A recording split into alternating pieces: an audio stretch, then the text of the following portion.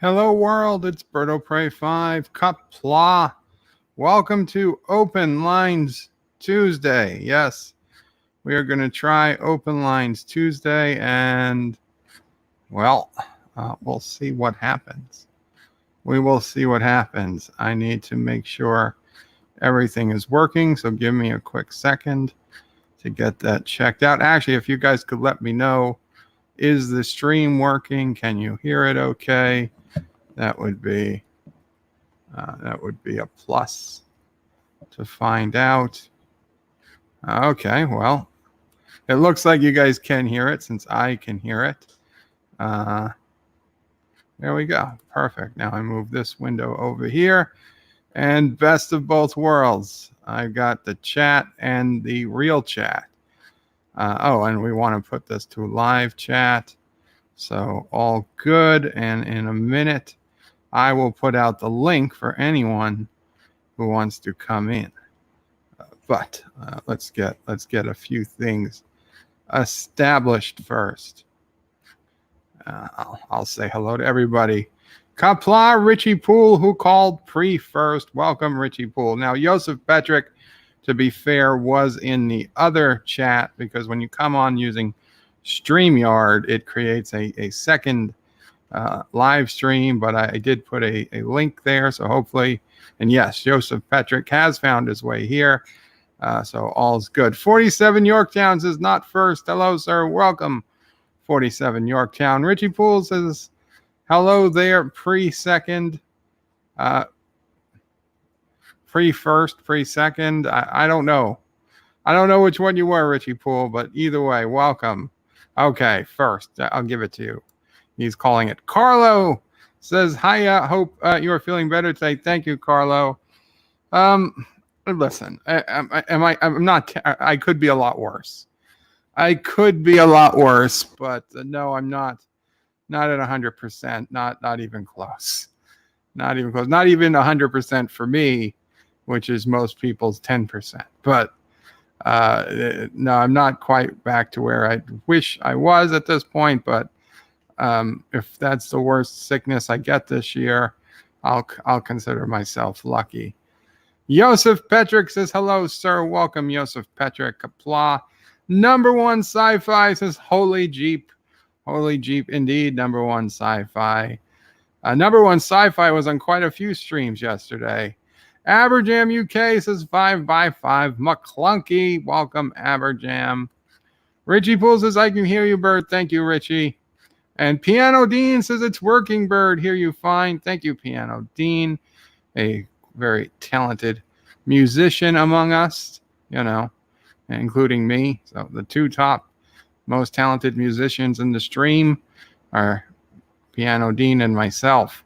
Carlos's sound is fine. Thank you, Carlo. Life with Matthew says Qapla, Bird of Prey, and you're all and you're 5x5. Thank you, Life with Matthew. Joseph confirms 5x5. Andreas T says, hail Karoga, Qapla, Andreas. Cinnabon Bunny says, hello, welcome, Cinnabon. Carlos says, hail Karoga, hail Karoga. Cinnabon says, I was in the other room. Well, I hope you got my link to this one, so I hope it paid out. No notification, says Hector. Oh, that sucks. I mean, we got a handful of people here, so I hope people got 16 people here. I assume some or all got notifications. That does suck. Thank you for letting me know, Hector. Shronmore says, greetings, Bertle Prey, Mama Prey, and fellow nerds. Greetings, Shronmore. John Meyer says, Qapla, I identify as alt first. Well, that's fine.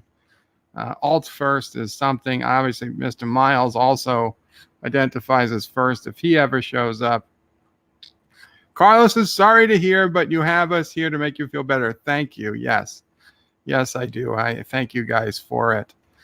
Richie Poole says, are you still recovering from your 24-hour run, Bird? I think I am, Richie Poole. It was that time leading up to from the time from where I woke up at 3 a.m. to watch Star Trek Picard all the way through the Friday night, really Saturday morning, I stayed up to be on Saturday Night Tights. I don't know. That was certainly feeling good at those times, but it is possible that extreme amount of stress on my body may have been the catalyst for what's going on now. It truly might have been. And so I tell you, this Thursday, I think I will watch Picard at 5 or 6 a.m. when I wake up naturally instead of trying to wake up at 3 a.m. Sharon Moore says, in greetings to Sassy, chaser of cats, eater of cookies, stalker of cardinals, defiler of cushions, and scourge of the squirrels. Thank you, Sharon Moore. What? And she's standing at attention. And yes, and Sassy is standing at attention. I'm sorry you don't have the camera on to show her, but now she got down. Kronos is Qapla, Joey O'Prey, Mom O'Prey, Minions O'Prey, Sis O'Prey, Sassy O'Prey, Nerds O'Prey, Corona O'Prey.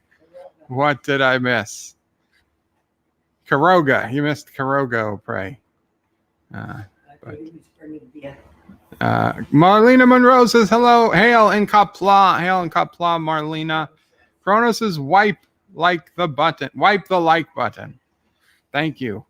And like button is contaminated. Well, then we're all going to be contaminated. Yosef says, notification just in. Better late than never. Shromore says, greetings to Marlena. And he got notification. Dr. Alex says, hello, Berto Bray 5. Are you okay? I am recovering from a minor. Well, it was pretty bad the other night, but this past night was much better night than the night before. I don't know if it's a cold or a bug. It certainly isn't the flu. If it is, it's the most mild case of the flu. I totally can't complain. I'd say it was closer to a something that was part stomach bug and part just general malaise. I don't know. Kronos is Bird of Prey. You're in luck. I'm mostly gonna listen. Well, very cool, Kronos. Rock says, is the Krogan dictator condone stealing the IPs belonging to others? Confirmed. Yes, Rock Solid and I were in a discussion about ROMs and piracy on video game emulation on Twitter. And, I don't mind. I totally will defend that position. I have no problem defending it. Richie Poole says, we don't need notifications, Bird. We would just wait and watch YouTube constantly for you to pop up. Richie, I'm shocked and amazed, but I would possibly believe that there are a couple of people here that do that. I never would have believed it, but in seeing some of the things I do, I honestly do believe it. But we're up to 24 people here, so I'm going to keep reading some chats. But this is open line, so here's the deal. I am going to give out the link. No, that is share screen, cancel, invite. Okay, so this is what I'm going to do. And listen, if we get very busy and not everybody can get on at once, then we will try to make time for other people to get in. But here is the deal. I'm going to put out the link for you to come on. I'm welcome to have anybody on the stream. However, a few ground rules. You please do your best to make it quiet in your area. You should be wearing headphones. You should be able to wear headphones, so this way we don't hear feedback from your computer. Make sure your TV or your radio is off. Try to keep it so it's not disturbing. If you are driving or something, you wait till you can get on. Don't risk your life. Please don't put yourself or others in danger by trying to come on. If you've got to, if you're walking or rushing around, find a place to sit down for a few minutes, come on. And if I'm just saying that if we're getting a lot of feedback or something from your stream, I will have to bounce you from the stream. I don't want to do it, but that's the only way to keep people from being able to do it. What the hell? Your browser has blocked your screen. Click the screen icon in your browser bar to allow access, and then reload the page. What the hell is it talking about? Privacy track. I didn't choose to whatever. I don't care. So yeah, this is what we're gonna do. So yeah, just please, if your quality of your stream for whatever reason isn't good, then I will have to, kick you from the streaming politely. Yes, well that's what I'm saying. But that just a heads up. So please, before you connect, I just ask you try to find a quiet place, make sure TVs and things are off, and do your best. Do your best. It's usually not a problem. But here we go. So there is the link. I just pasted it in. I'm going to read a few more comments, and then I will bring on the first few people if anyone actually decides to enter. Number one sci-fi says, Berta Pray, tell Mama Pray hello from me. Well, she heard that, number one sci-fi. She says hello. And nope, wrong sci-fi. Oh, number one sci-fi. Oh, yes, my other son. Your other son. Yes. Yes, number one sci-fi. Oh, wait, I meant to say something yesterday. Yes, Mama Pray, yes. I am honored to be called Mom from you. Oh. Okay. She's honored to be called Mom. John Araki with a $1 super chat. Thank you, John Araki. Qapla. And Anti-Tracker says, Dr. Alex, do me a favor and send some Skype name on Discord, and I'll reach out when I get a minute. And we have our first guest. Appears to be Joseph Patrick. Welcome. Is that you, Joseph? Am I on? Yes, I can hear you. There seems to be a bit of a delay, Okay, but I can perfect. hear you. Qapla. Qapla, definitely. And I think I'm on camera as well. Looks like it. Yes, we see you. Okay, that's completely fine. I mean, you know how to turn it off. Well, I've got the headphones in, so she can't hear people right now. Okay. She just went downstairs anyway. And But I will let her know. Perfect. So, now you can see me in my Exxon accent. Yes, Joseph is clearly in the top 20% of the more normal looking people here. Oh, and he's got the mug. How's the mug working for you? It's full with coffee right now, so perfectly. Excellent. I would say. Excellent, because we had those orphans make the mugs, and we weren't sure if the uranium would. Oh, that's so from the uranium. Oh, I thought it was my glowing personality. Okay, now I get it. Yeah, well, there's a little probably uranium mixed in the ceramic of the mug. We our scientists said it was minimal radiation. It was like getting 10 or 15 X-rays with every sip of coffee you take. It isn't too bad. I mean, people get X-rays all the time. But it makes sense now, because now I know why I can, by just doing this, turn on my computer, so. Oh, definitely. I mean, superpowers were basically a feature, not a side effect. Appreciate it very much. You're welcome. So let's see. We got Epic Beard says, Bird started the flu again. I did not start the coronavirus. That was probably Turkestan. Their germ warfare division doesn't know what they're doing. Johnson Rebecca Mamamani, am I saying it right? Says first stream since Doomcock got me sub Qapla, Josh and Rebecca Mamamani.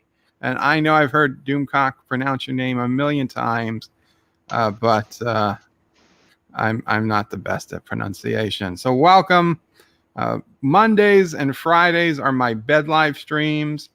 Tuesdays is usually gaming, but I decided to switch it up today and do some open lines. So I hope you enjoy. I hope you enjoy the stream. Joseph, if you've got anything you want to say, feel free to jump in at any point. I wanted to ask you. You mentioned that you have the Lego model of the Saturn V, right? But you didn't build it. Correct. Okay. So just to imagine how it looks like in reality. Holy crap! I really need to go back. Wow. Yeah, I heard it's a meter tall. Yeah, it is. It is really, really a very tall model. This way, the camera. So yeah, there you go. It looks incredible. I just wanted to show you. And I heard there's a way of showing it that's also like apart if you wanted to. The stages separate. The stages, yes. You can have this stage. And this stage, it has the motors, the engines on the bottom. I love that. And then this is the first stage, the Very largest cool. one, obviously. So it goes like this, yeah. Perfect. And then you have, and funny thing is that when you have it really like all together, the astronauts that were sent, like there is as well, give me a second, the landing module. Very cool. And the astronauts here are like real size astronauts. So when you compare it to to the stages, they are really, really like tiny, and they are made to scale. Just to imagine. I'm trying to give you max size in the stream, Joseph. Yeah. But I don't know how to do that. So someone will tell me. There we go. I'm trying to put it towards the camera. So they are really, really tiny compared to the whole rocket. Very sweet. It's an incredible model, and I wanted to share it with you because obviously I know that you like Lego. I love Lego. I do. Unfortunately, I literally stopped building because there was nowhere left in my house to put any. I have like few models already stuck one on the another because exactly for the same reason. And in this room, I'm going to probably build some shelves just to be able to put the models on because. And the problem is I kept buying Lego, not nearly at the pace I was before, but even just this past week, I got the beautiful Lego Ideas treehouse because it's just such an amazing model. It's such detail. And this one I didn't want it to sell out. Another beautiful one. Well, that one I did build. You saw. Yeah. This one, did you build on camera? You would have to ask my wife because she was the one who actually built it. Wow. She bought it for me and she built it for me as well. Oh, well, how considerate of her. How considerate of her. So it's beautiful. Just we got Life with Matthew here as well. Number one sci-fi fan. Hello. Alexander, Cinnabon Bunny, and Joseph. So we actually have a full house right now. So Qapla, everyone. Joseph showed off his Lego. Anyone else want to say hello or say anything they want to talk about?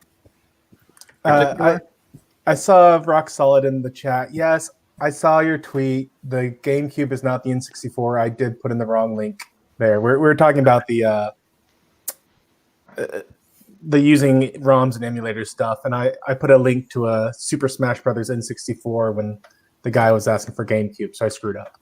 Oh, wow, it happens. And Alexander, I saw you. I thought you were frozen for a second, but he had his thumb up for quite a while.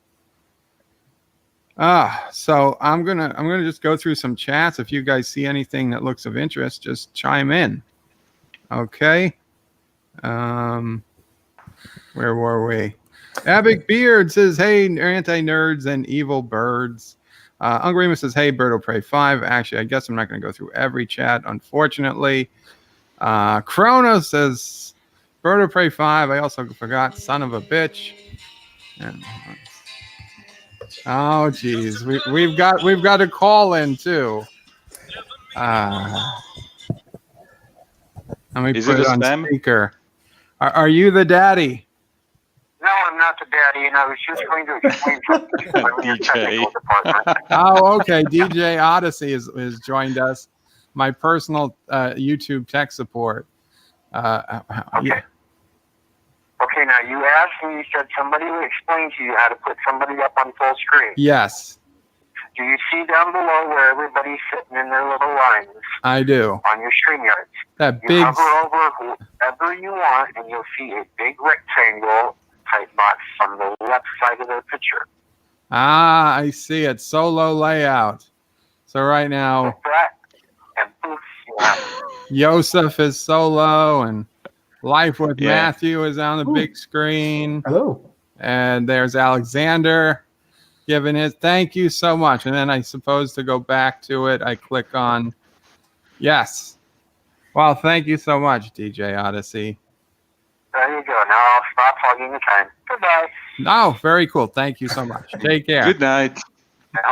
I want to take 1 minute to thanks really much Bird of Prey, because he started the movement that we all wanted to start to get that Rose Tico series. And I want to thanks Bird of Prey because he started that officially on his live stream. Thank you, Bird. You're welcome. You're welcome. And you're speechless. I am speechless. That is true.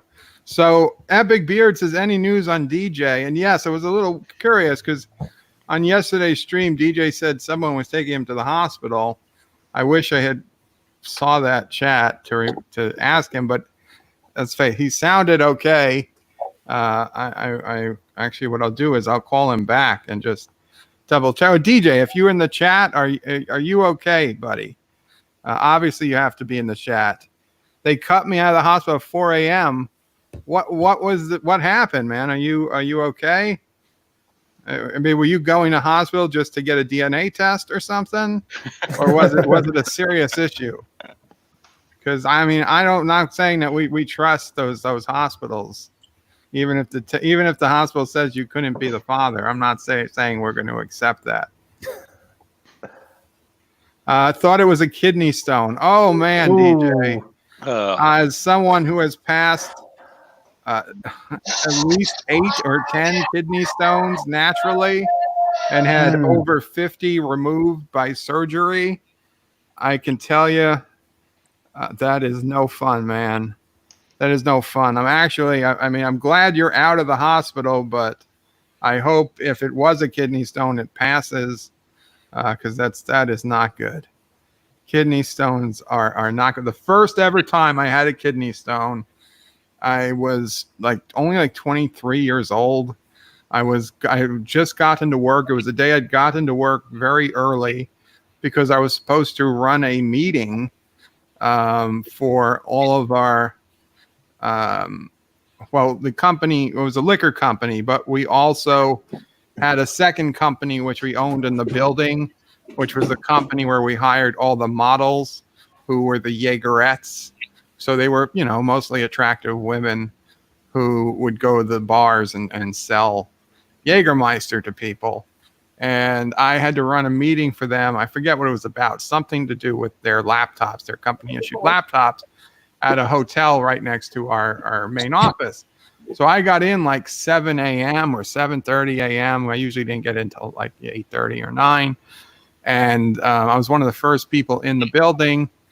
And I go to pee in the bathroom, and everything went fine. But as soon as I was done peeing and I washed my hands, I took 2 or 3 steps and I got hit with this most terrible of pain I'd ever imagined. And I was like, oh my God, because my dad had kidney stones. And I was like, this can only be a kidney stone. I knew right away that this is what it had to be, because I've heard people talk about just how bad it is. Luckily, I made it out of the bathroom door before I had to fall and sit down on the floor outside the bathroom door, because I literally couldn't stand up. from the pain. And very, very luckily, one of the other very few employees who were in the building at the time also used to be a nurse. And she saw me, and I told her what I thought it was, and it made sense to her. That's what it was. And she called an ambulance because I couldn't move, really. And that was my first time ever going into a hospital. It was right near work, so it really felt embarrassed as hell. But my dad came up, and they sent me. Yeah, it was kidney stone. They sent me home, and I passed it like later that night or the next day. And I was like, oh my God.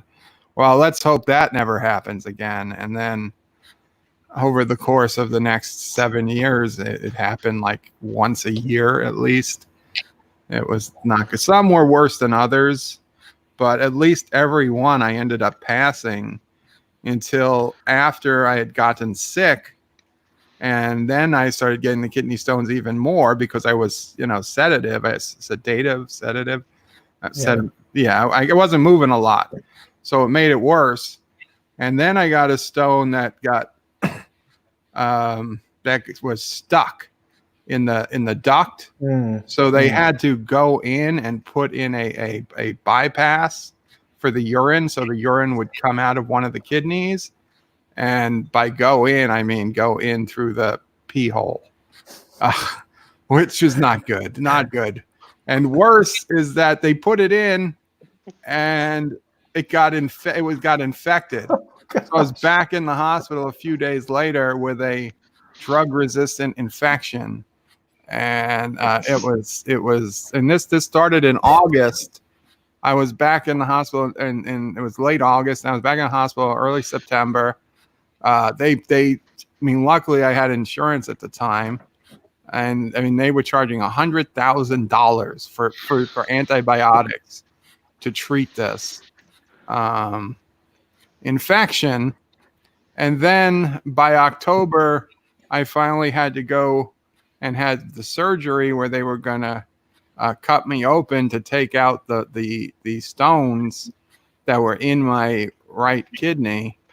And they also removed the whatchamacallit, the bypass they had put in that was really only supposed to be in 2 to 3 weeks, but then they couldn't remove it because of the infection. They removed the bypass too. So the doctor said, yeah.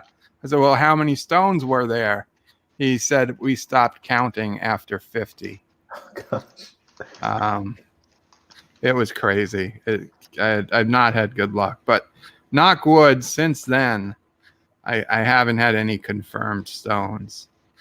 So I've heard it's disappointing how small they are when they finally come out. But, it is incredible. Although I had like a 7 millimeter. My 6 dad weeks had ago, them. it was really uncomfortable, and I did not know what to do The exactly. death and delivery of this story is incredible. You are telling it.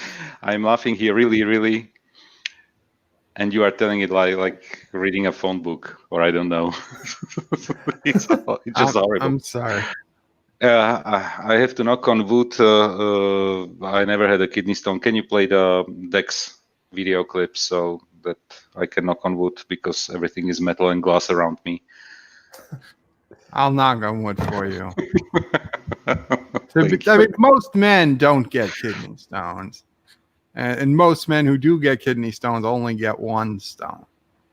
But yes, I had a stone in my shoe. It was really, really unpleasant, and I was walking, and it was really unpleasant. But finally, I decided to remove my shoe, and I dropped the stone, and everything was fine after that. But all the time that the stone was in the shoe, it was so unpleasant. Kronos made a funny comment. He said, Bert, I hope you never get another stone. I couldn't survive that story again. Well, back in the day when I was passing the stones, I would take pictures of them and put them on my web forum. Are they still up? I bet I could find one. I bet I could find one picture. Yeah, I'm sure they're up somewhere. I got to go to juot.net and search for kidney stones, but I don't want to do that this second. But I'll find. In fact, I'm sure I have pictures. We'll do another stream, maybe Friday. I'll show some of my past kidney stones. Yeah, I've DJ heard- is laughing. Abic says, Joseph's bird STFU already. Yeah, I'm sorry. To be honest, when I was talking, I completely stopped looking at the camera at the screen of the computer at all. So somebody dropped off while I was talking. I hope. Yeah, Cinnabon will. Cinnabon, I'm here. sorry, Yeah. Cinnabon. Cinnabon, Again, I forgot who it was. I'm sorry, Cinnabon. Bring Cinnamon back. He's not in the room. I can't bring him back. He's welcome to come back on if he connects again, but maybe he didn't want to hear what I had to say. Or maybe he's just busy. Or something. Yeah. Yeah, and I saw somebody said, "Oh, Sci-Fi Nation says, son of a bitch." Of course, I'm live streaming when he's working. I saw that earlier, although I can't find it now. Sedentary, yes, Sci-Fi Nation, that was the right word. I forgot. I want to say something important to everybody.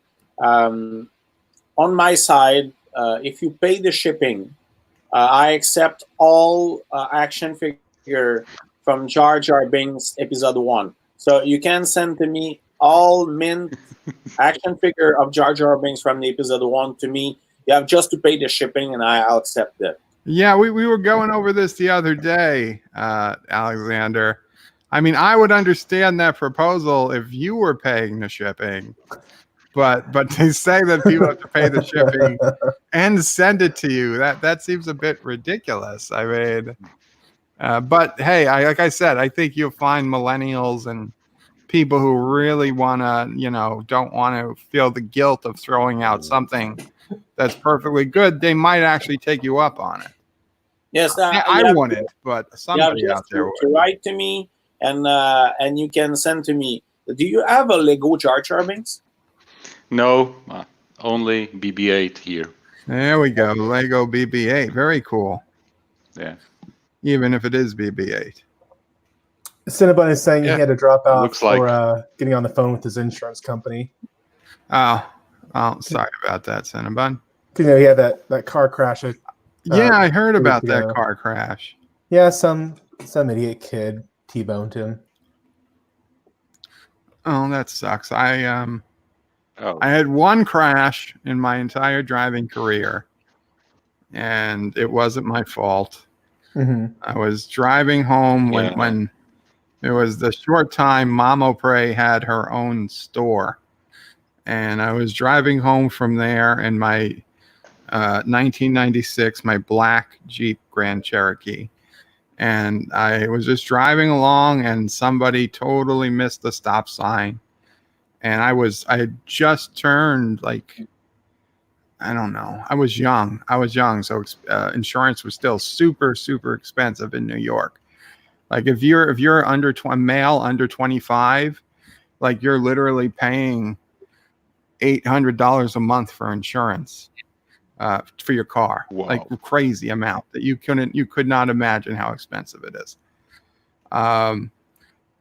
So even though this but you guy, have to be the owner. Yeah, you have to be the owner of the car, or the owner of the car pays the insurance. even if you just live in the home, because my parents had to pay it, but I mean I felt bad, so I was paying them back.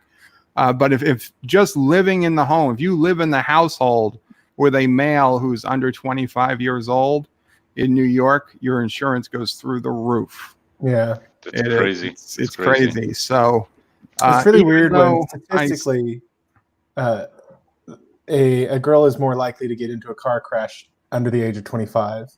Really? Yeah, purely statistics. I'm not trying to make any commentary about this. Just if that's true, then why do they charge the men more?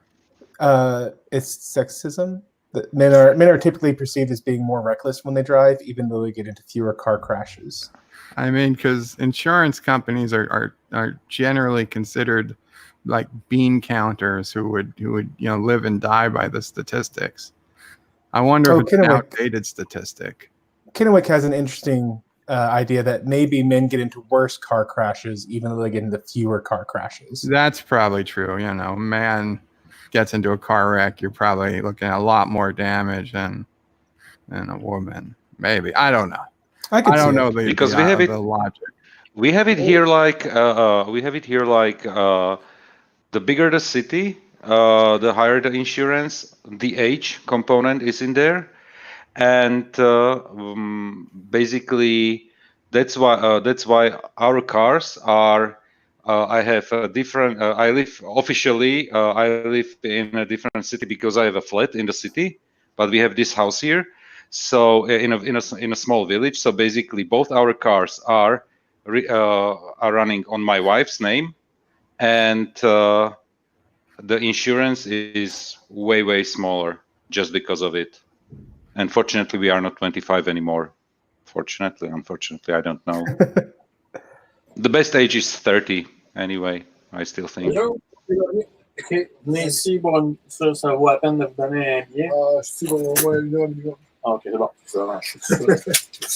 Now we get some French lesson. Oui, ça va la peine. Donc là, voilà. Okay, I muted Alexander. We'll give him some privacy. He can unmute himself when he's ready. Tell Mom I'll pray. Yeah, so 5. I actually. Hi, Mom. Who said that? This is number one sci-fi. Tell Mom I'll pray. Oh, hey, number one sci-fi. 5. Hi, Mom.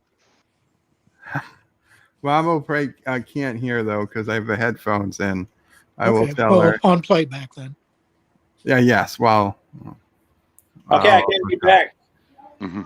It was a Number call. one sci-fi was saying hello again. She heard me talking. Yeah. Alexander's back. She says hello, and Alexander's back. Me, I'm really lucky. I don't have any insurance for any car or drive insurance. Here, it's really good. Do you have a car? No, Okay, well, that's why. Yeah, I mean, I have no driver license. you have a driver's license? No, I don't know how to drive. Really? That's Really? interesting. Never tried it? No, You have any desire to learn?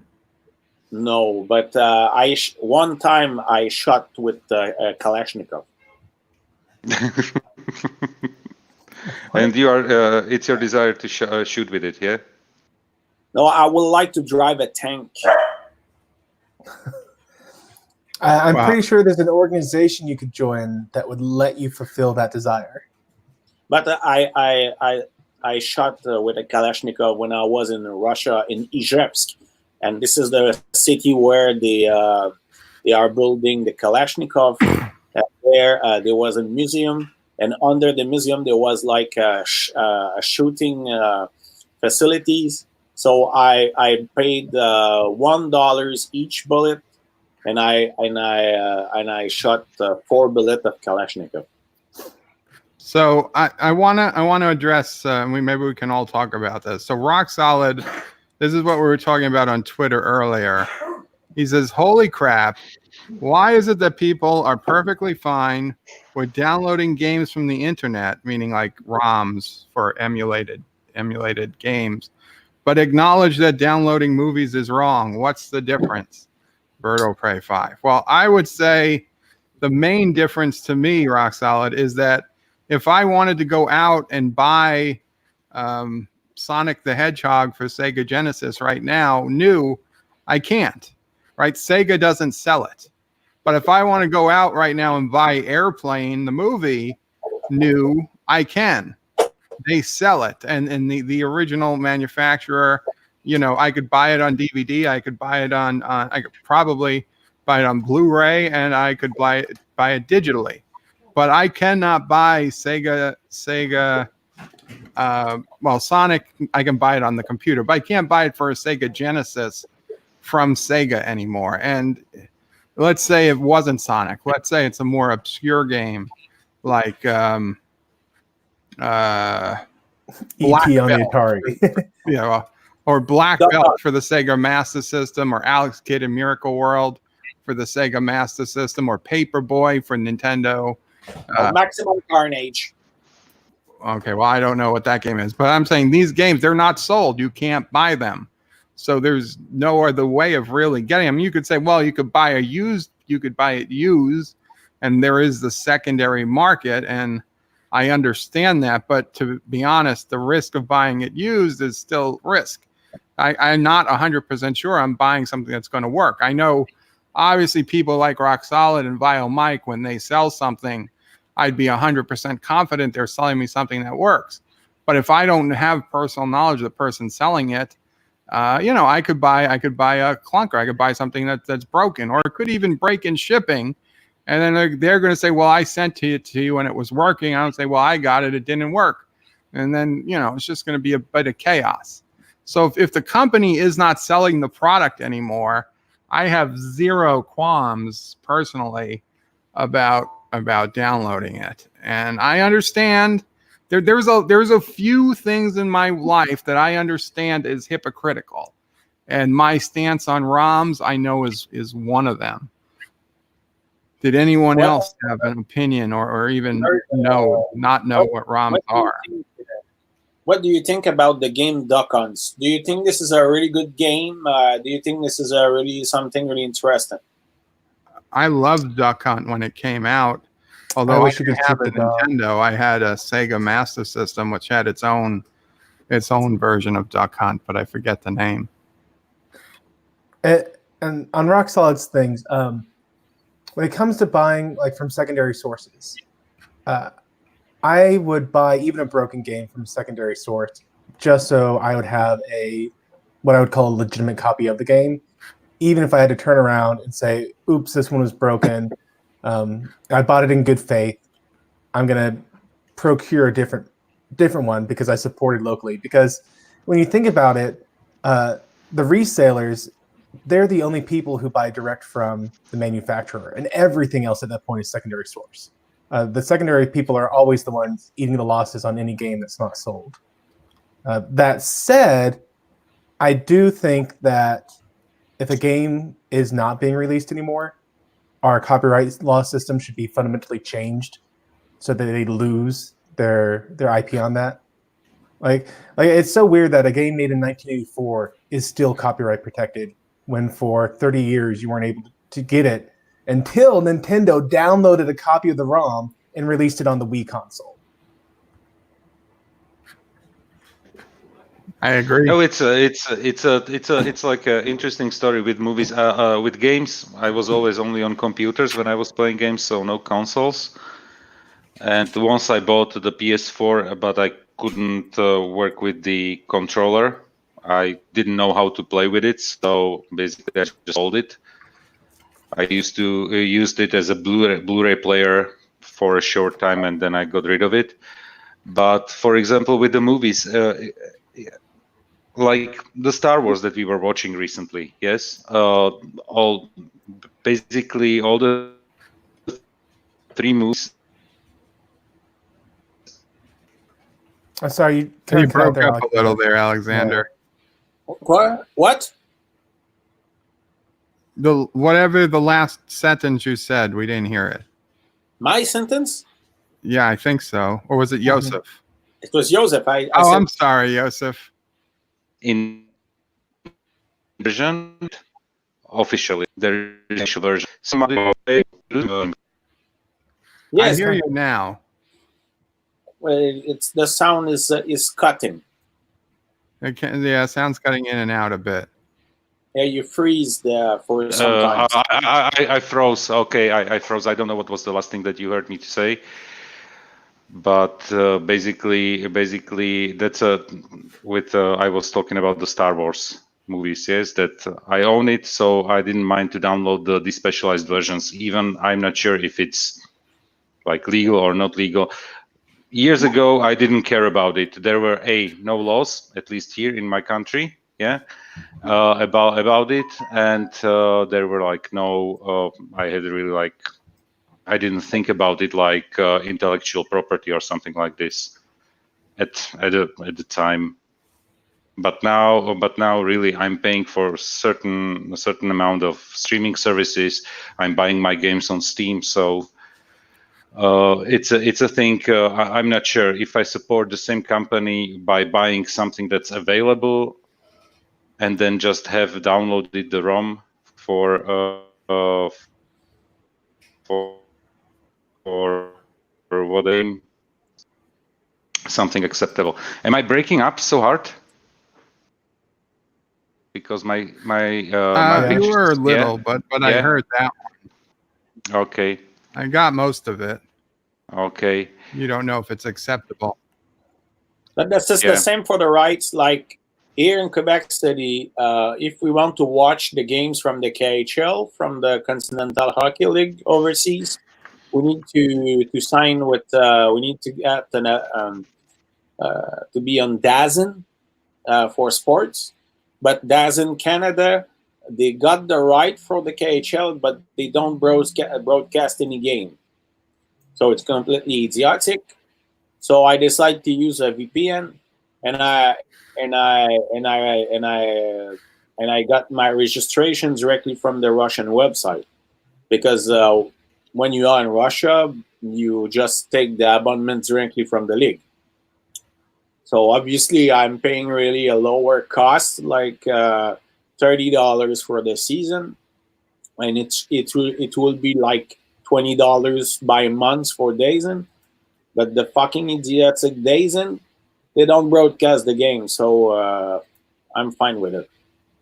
And I understand Russian language. I watch more and more game, mini games, many games, because I support the Red Army Club. Of course you do. Hey, Rock Solid, I see you're talking about the light gun for the NES. I've actually seen, and this only works with ROMs, but they do have a way of using a light gun, replace the diode with an LED, or maybe not an LED, but you replace the diode to something more sensitive, and you can actually play your old games, not just Duck Hunt, but like Hogan's Alley and Trick Shooting and Wild Gunman, for example. And hey, Alexander, you can play the Lone Ranger using this also. There's a Lone Ranger. I can play Lone Ranger. There's a Lone Ranger NES Zapper game, but it uses you mod the ROM file and it works. That is one of the great things about ROMs, is that as our technology becomes outdated and the hardware side of things die off, if you still want to be able to play those old games, you do have to have things like a ROM to be able to play them. I want to play the Lone Ranger. Then we can play Tonto in the Lone Ranger. I think you may be able to play Tonto. That's very important. But I do fully believe that whenever possible, you need to purchase the physical copy of the game. But you know, Tonto is a hero. That's very important. He's a great hero. He saved the Lone Ranger often. I agree. He is a hero. And Tiki of Doom says the Sega Master System says that's sad, Bird. It wasn't sad to me. I thought the Sega Master System was far superior to the NES. Granted, it didn't have as many games, but you could play cartridges and you could play cards, which was the coolest thing ever for the one card game I ever got. And you also had a 3D glasses add-on, which was just freaking amazing. Like actual 3D, not using those, red and blue cardboard glasses you could get anywhere for anything. No, this was electronic 3D. You had to plug it in. It had to have power to work. I remember playing Zaxxon 3D. What I like from Sega Genesis, the games were closer to the arcade games. Like Mortal Kombat on Sega Genesis, it was the same finisher than on the arcade games, but on the SNS, they changed like the finisher of Sub-Zero. There were no blood. So Mortal Kombat without blood is ridiculous. If you look on the Sega Genesis, Captain America and the Avengers was really better than on the Super Nintendo. because it was the same. This was the same thing on the arcade. There was more enemies. So Captain America and the Avenger was cooler to play on SNS, but Maximum Carnage was better on Super Nintendo. So it depends. So Uncle Remus is saying big earthquake off Puerto Rico. But I just put on CNN and Fox News. Neither of them are reporting on it yet. So I'm assuming it wasn't terrible, but that's a big shame. If it happened, I will keep an eye out. It will be the probably last kind of disasters that we were missing this January. Mm-hmm. And Rock Solid saying, like I know there's a commercial product from Hyperkin that allows you to place your copy of Duck Hunt on a flat panel TV and uses the actual hardware. And I see Life with Matthew is showing us something. Yeah, so this gun, you can't do it with you can't use the NES hardware, but using this actual hardware and hooking it up to your computer, this lets you play using real hardware on a ROM. You just have to download a patch file for it. And you can play Duck Hunt. Duck Hunt is a really good game.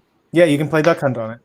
And by the way, big compliments on your Deep Space Nine background there. The thing that was in honor of your stream. Oh, well, thank you. I try to pick stream appropriate backgrounds. But I am very interested in that Rock Solid. The idea that I could use my NES on an LCD screen with a light gun is very very interesting. I hope they add more than just Duck Hunt eventually. Bird of Prey, you missed this a few times. Disney has taken Song of the South and locked it in the vault. You cannot buy. So you can download it from the internet by your standard. Yes, Rock Solid. By my standard, I can, and to be honest, I have. Because I wanted to see it. I didn't keep it. But I wanted to know what all the hoopla was about. To be honest, it was an educational. I considered it educational and cultural enrichment.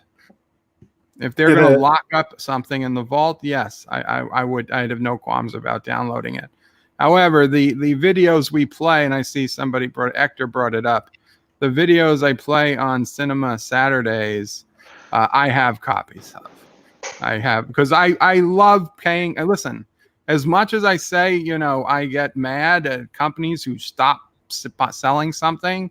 And I'm like, well, F you. I'm not going to take it. I'm not going to just not watch something because you made a corporate decision not to sell it anymore. If I can find it, I'm going to watch it. But in the same way, I love paying Hollywood companies for good movies, because paying them for the good movies is like voting for good movies. So even though I have Airplane, I had it on DVD, I made sure I bought extra copies of Airplane on Amazon and digital copies.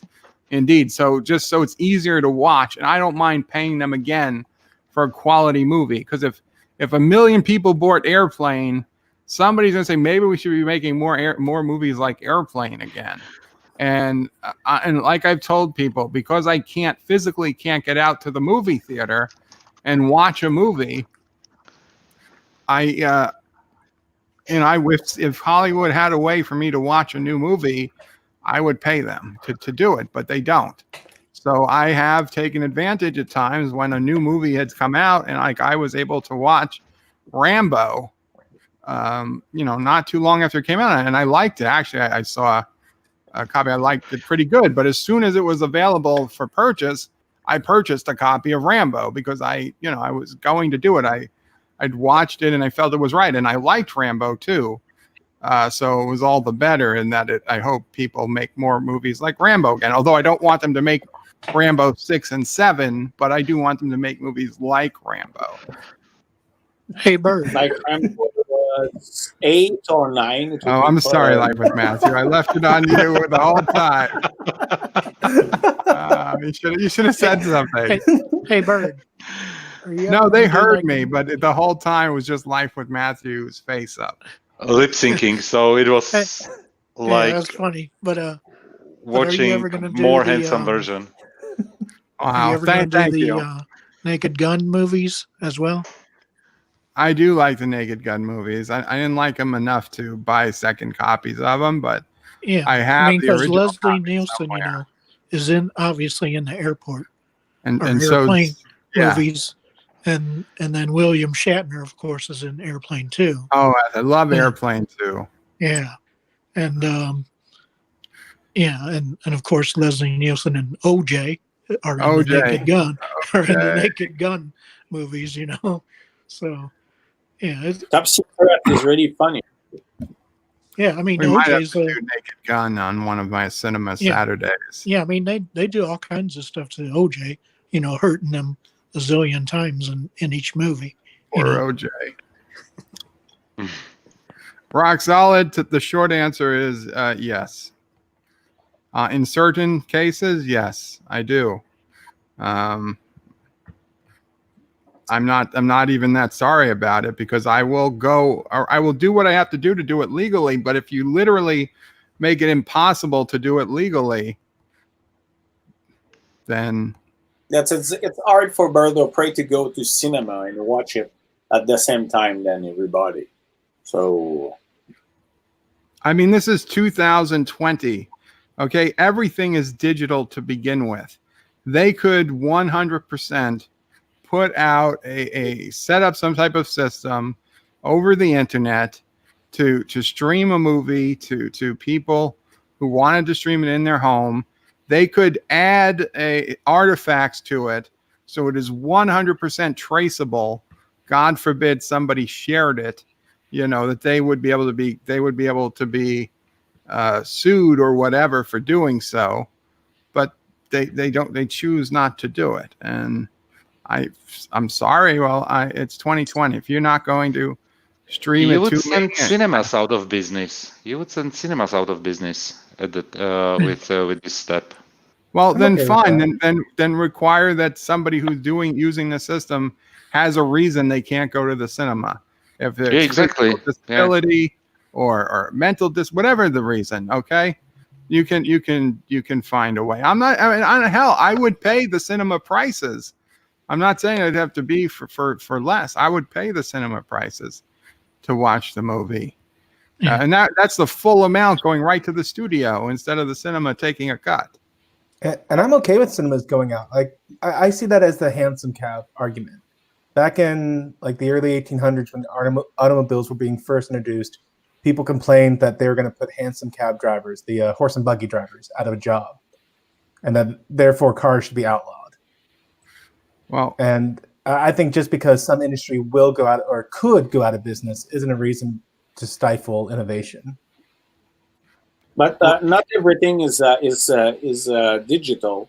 Like Gangrene example is not digital, but it's congenital, and we know who have gangrene, but that's another subject.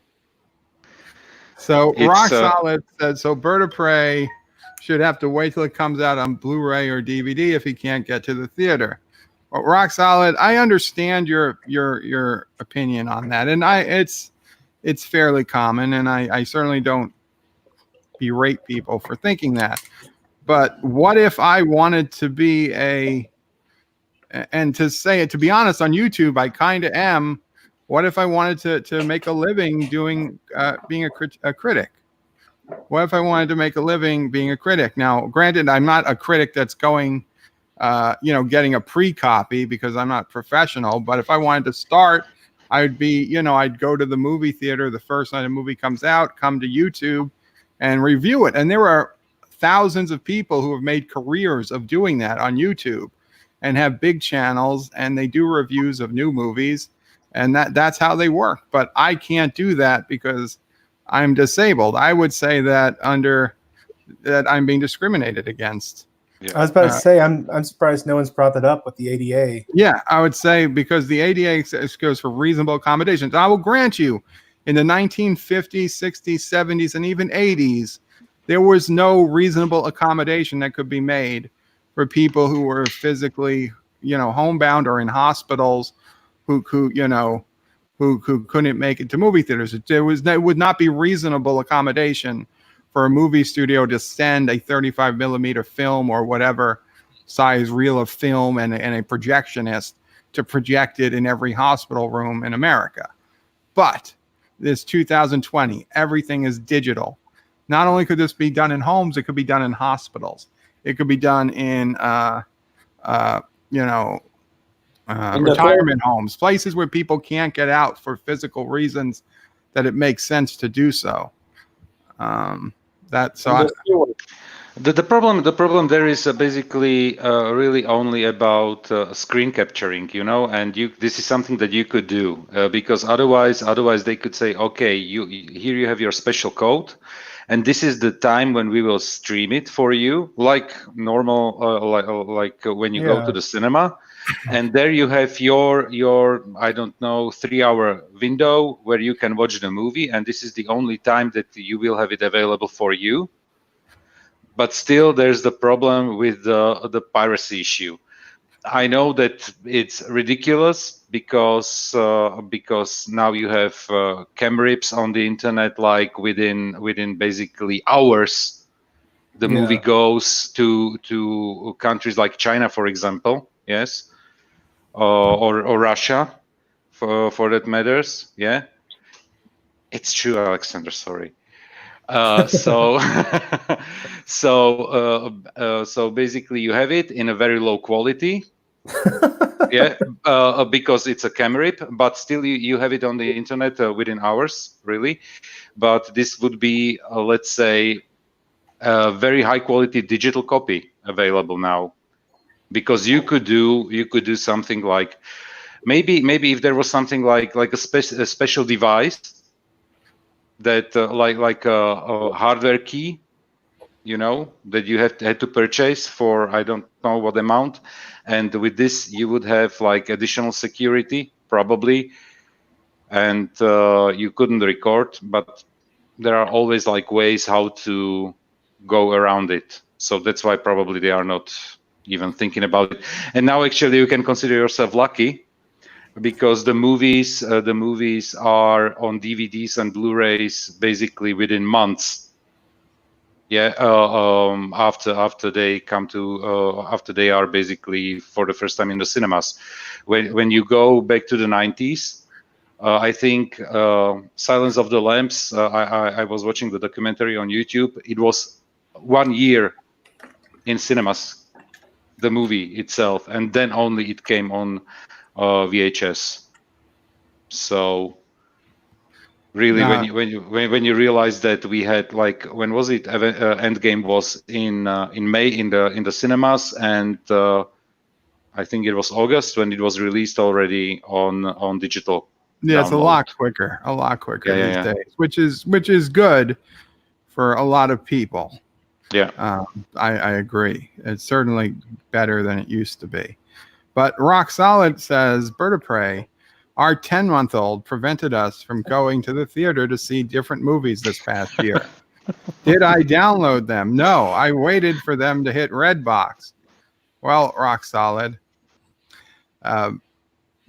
you chose to have a baby. I did not. I did not choose to be like this. When you have a baby, there are sacrifices you are going to make. And I feel for you, but it is not nearly the same thing to say somebody who chose to have a baby and somebody who didn't choose to become disabled are in the same situation. So, yeah, you have a baby. If I had a baby, I would know there are sacrifices I'm going to have to make. I'm not going to be able to go out all the time. I'm not going to be able to go to places all the time. And if I do, I have to get a babysitter. It's not impossible. I have to get a babysitter. I would probably feel bad for leaving the baby alone.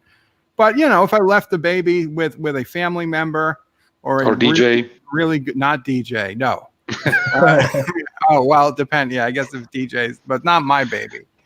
I want to leave my baby with DJ. If Sisso Prey wants to leave her baby with DJ, that's her business. But, it's not for most people. And I know, listen, some people, unfortunately, their parents have passed on. They might not have brothers or sisters.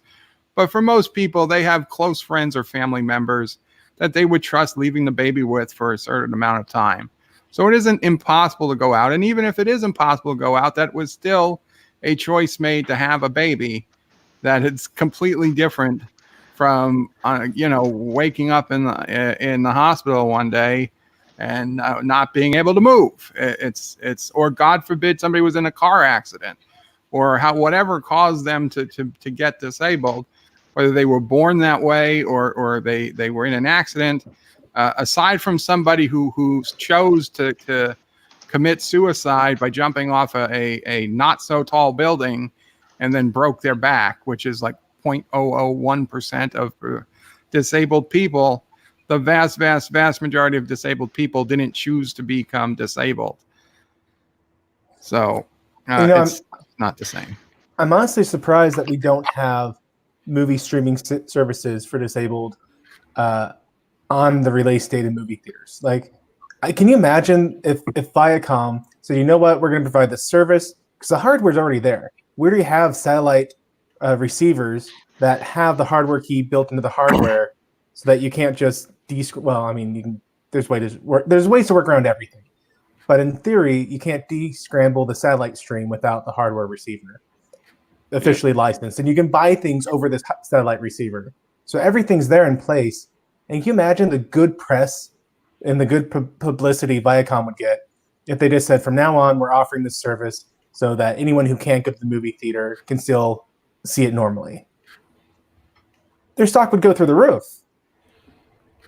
I would hope that's true, but I don't know that that's true. I would say there'd probably be people who would be worried. And I understand. I acknowledge that the primary reason they aren't doing this is likely piracy or threat or risk of piracy. I mean, and I get it, but I feel like I don't think I'm the smartest person in the world, obviously, but I feel like, I could come up with ways that I could make a movie, so it was basically unpiratable.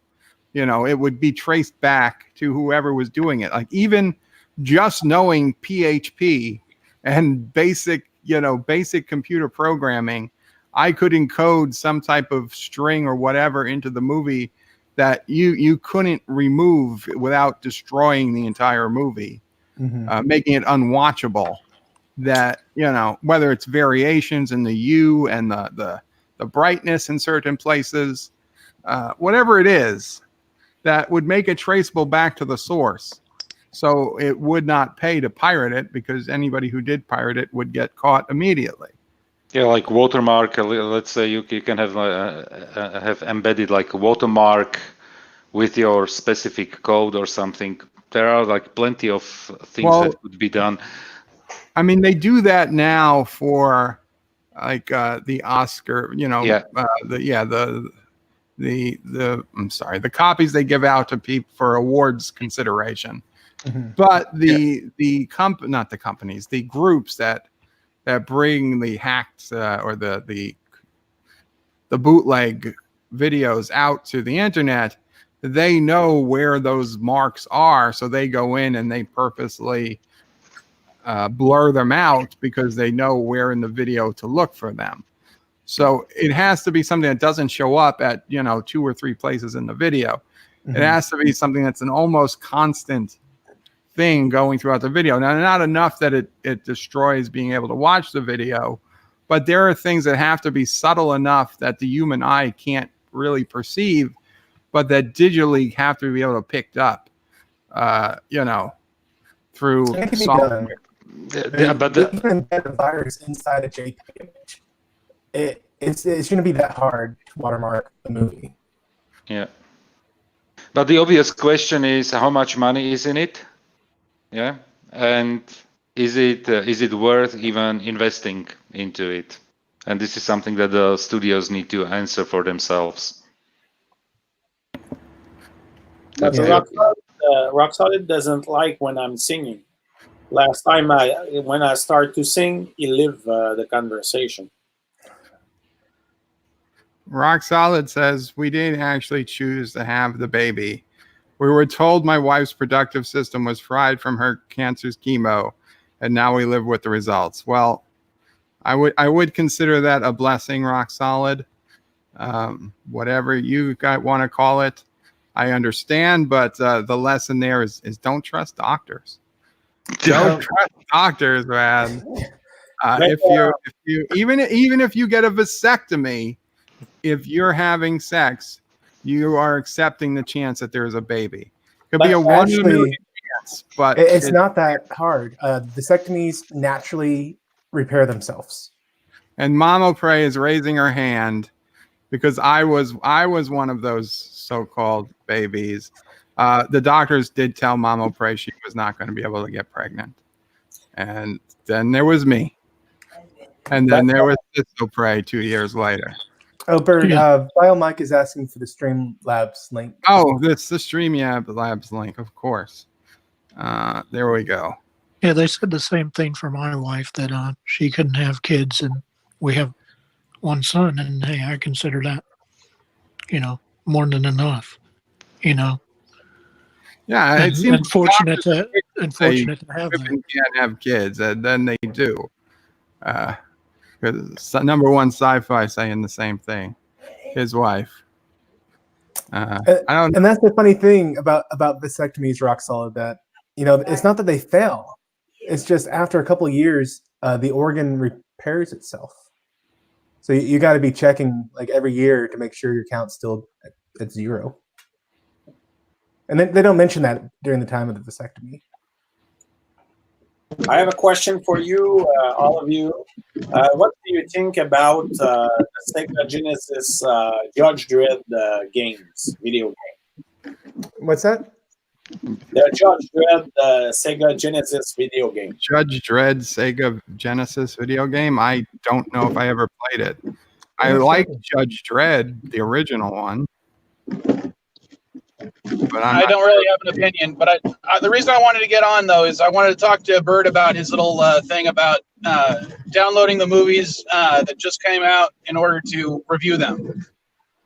If you want to get a job as a reviewer, you have to start at the bottom. You can't just go straight to the top and review the newest stuff that comes out, even if you want to. You got to build a relationship. Wait, Vile. If I was able to walk, I could go to the movie theater the first day the movie comes out and review the movie if I wanted to. Nothing forces me to start at the bottom. But start with the bottom. To start with what most of the professional reviewers are sent copies beforehand. Okay, but if I don't want to be a professional reviewer, I want to be Nerdrotic or Doomcock. Okay. Well, unfortunately, they go to the movie theater and they watch it the for a first. disabled person. I'm sorry. What'd you say? There's always going to be limitations for a disabled person, and it's not fair, but it's also not fair to the people who provide that service. But it could be fair to them. All right, let me put it to you this way. Should a book company be required to produce a audio or braille version for blind people? Yes. I think they are. They're not required. They're not required? You are not a publisher is not required to produce an audio and a braille version of their product. They choose to do so to expand their customer base. That's unfair. You know what? Life isn't fair, and if you want it to be fair, then I don't know. The thing this basically is on the Lone Ranger. Well, to be completely fair on that, a blind person could have somebody read the book to them. And if they what if they don't have a friend to do that, or can't afford to pay someone to do it? There's probably people who would volunteer. I'm just saying it's possible. Then you can have a friend volunteer to do the review for you. Now that's the friend telling me about the movie. That's not me being able to review the movie myself. It's a friend telling you about the book. No, it's a friend reading the book to you. Exactly. I do agree with your larger point, File, but I also say that there's a big difference between a friend reading the book to you and a friend watching the movie for you and then telling you about it. And in the case of a friend reading you the book was actually still purchased. Or they went to a library and borrowed it. What you're doing, what you're talking about, is still getting something for free that you did not pay for. And you're making money off of it. I will pay for it as soon as they allow me to pay for it. Like I did with Rambo. Then you can do you can do the review when they allow you to do the review. Well, F that. Although, Oh, to sorry. be honest, I didn't review Rambo, so I guess that's not the best. It sucks, but you know what? I couldn't be an Air Force pilot because I was too tall. Or should I complain that the Air Force didn't build jets for people over 6 feet tall? They should. This is unfair. I was too blind and fat and had asthma. I had a couple things. For the midget. Yeah, I was. Not that I honestly could have seen myself going that route, but it was, when I was still a teenager and you were still young enough to think, oh, you could want to be an astronaut one day, and then you find out you're too tall to be an astronaut. Yeah, exactly. Should we complain to NASA saying, hey, it's not fair that you're being bigoted towards tall people? Unfortunately, unfortunately, physical attributes that you inherited genetically are going to produce things that make things life difficult for you no matter what. And Vile, I would say that is exactly why the word reasonable is put into the ADA, reasonable accommodation. It is completely reasonable to me. Listen, this is the first I heard that books don't have to be, publishers don't have to make an audio or braille copy available to the blind. I think they probably should. And I would imagine that there would be a day where probably now that things can be made so easily that might happen. And I think it's reasonable that in 2020 we have the technology to be able to provide movies and entertainment to people who can't get out and go to movie theaters. All right. I'll tell a little story about back when I was in college. I was in an English class, and one of the guys in my class happened to have only one arm. He was actually born with only one arm. That's unfair. He did a assignment where we were talking about something that how we wanted to change the world and why we wanted to change that thing. And his thing was he wanted to change the Nintendo Switch the Nintendo Wii, because he felt that the Nintendo Wii was against people with only one arm because it required you to have two hands to hold the nunchuck in one hand and the wand in the other. On all other video game consoles, he could set the controller on the table and he could manipulate it with one hand. Now, should Nintendo have not produced that system because it was actually unable to be played by one-armed people?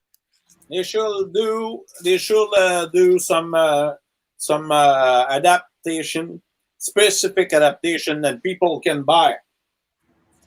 Yes, but he complained that he would actually have to pay money in order to do that. He had to buy a special controller, the Pro controller, in order to play that system. It was unfair and unreasonable burden for him to have to buy an additional thing just so he could play the system. I want why 6'6", and I'm only 5'6", so I didn't find it. But I found an Asian Muslim wife born in the USSR, 5'3", but that's really good. To answer Vile, if there is an accommodation that can work, then is it unreasonable? How much does the Pro controller cost? Are we talking $20, $40? Or are we talking $1,000? Or $1 million? He was talking about $40, but as a poor college student, he couldn't afford that. Well, if he's a poor college student who can't afford a $40 controller, he probably is saving a lot of money by not buying a Wii, where the games are $20 to $40 a piece. Am I wrong on that? You're saving a lot of money by not having to hire a transport service to take you to an actual movie theater. It's not even a transport service. I would have to be in a hospital bed, and a movie theater would not allow me, or a gurney at least. Bird, what would not allow me into the movie theater in a hospital bed or a gurney. What if he wanted to review games professionally? I think or this amateurly. is really unfair. This is not what the if I police. did? But see, Vile, that's I'm also what we're talking about the guy with one arm. Yeah, so hold on. That is what we're talking he could about. probably do reviews for disabled people. to let Bird watch movies, and I want to speak about pleasant subject. Like example, do you sign the petition about Rise of the Gungans? Matthew, what were you about to say? Alexander, you crack me up. I love it. I was saying that is what we're talking about, the concept of reasonable accommodation, which is it's a gray area. It's a very broad term area. But in the terms of like the Wii Pro controller, reasonable accommodation has been met. In Bird's case, where he cannot go to the theater without a gurney, and they're not going to allow that, he doesn't have a means of reasonable accommodation. Now, I'm not saying that justifies downloading the movie. I do disagree with you on that one. But I also say, from this position, I would argue for a push on not movie theaters, but production studios to come up with a solution such as a satellite-based system, or as Bird was saying, a watermark-based system, where create the movement. there is. So I can look at this from both sides and say, yeah, here's the reality of the law, and I'm going to support that law. But I do think that there is a superior method that they'd still make their money. And I think that the reason they're not doing it is because you got people so old and out of touch with technology that they're like, oh no, piracy. Well, guess what? Your movie's already pirated. This whole piracy nonsense with the extra DRM stuff, it goes from film to video games and all over the place in between. And it's a cop-out answer. And all it does is punish people who want to use services legally. It comes down to the fact of money. And sometimes it really isn't cost effective in order to accommodate everybody, even to a reasonable extent. Granted, it would probably be pretty easy in the case of movies, because you could always do a simultaneous release where it's both in theaters and digital. And some movies have done that. But in the case of that, then the movie theaters complain because they're getting less money. And the movie theaters are still a big part of what makes movies get made. But can we just understand that the major problem of piracy is not the little percent of people disabled like Bird or Prey that just want to see the movie, that the problem is the entire, really maybe 99% of people that just don't want to pay and will be able to go to cinema. And can we just go, if you want to fight piracy, fight the people that will be able easily to go to cinema and pay the fee, and just ignore the really, really small percentage of cases like Bird or Prey that finally, I don't think that the small amount of people that then are disabled and download movies are the big problem for piracy. Okay, yeah, they announced a 7.7. For a so small percent of people, they announced a 7.7 magnitude tsunami off the coast of Jamaica. What about You're going to have to repeat that.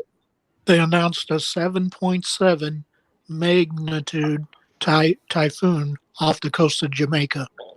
An earthquake? There was an earthquake. Typhoon. Typhoon. There's no probably from a 7.7 typhoon. Tsunami? Yes, tsunami. Yes. There's a tsunami off the coast of Jamaica? Yes. Caused by the earthquake that was a 7.7 on the Richter scale. They got an earthquake, and after earthquake and that kind of situation, when this is under the sea, you already generally. I understand how tsunamis work, but both CNN and Fox News are just reporting on Trump, the impeachment. I can't imagine. Okay, maybe there's a warning. Is there a warning of a tsunami?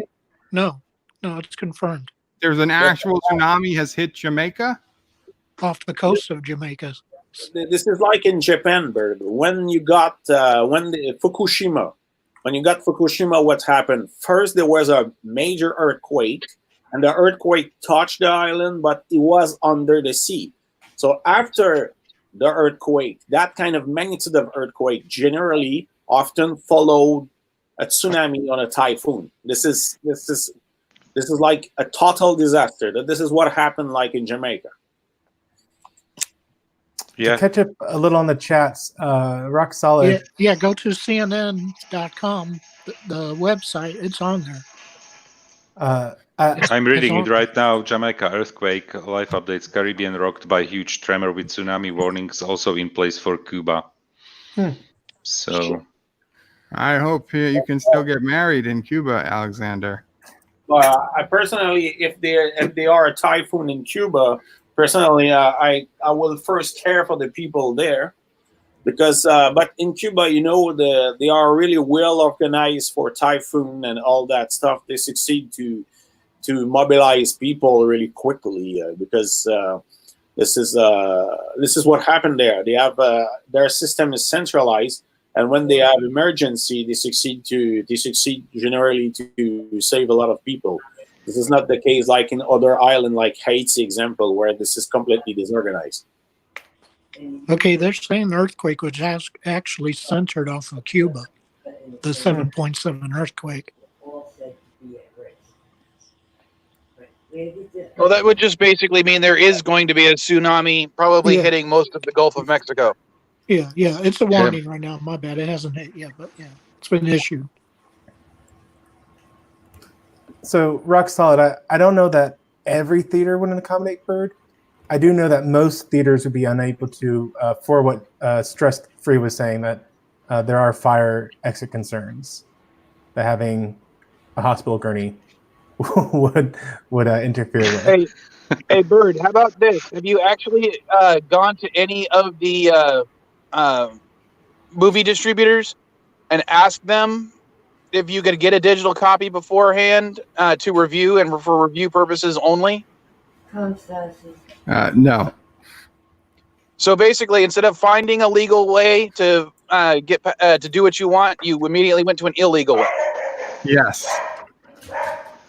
So, was it more reasonable for you to go to an illegal method instead of trying a legal method first?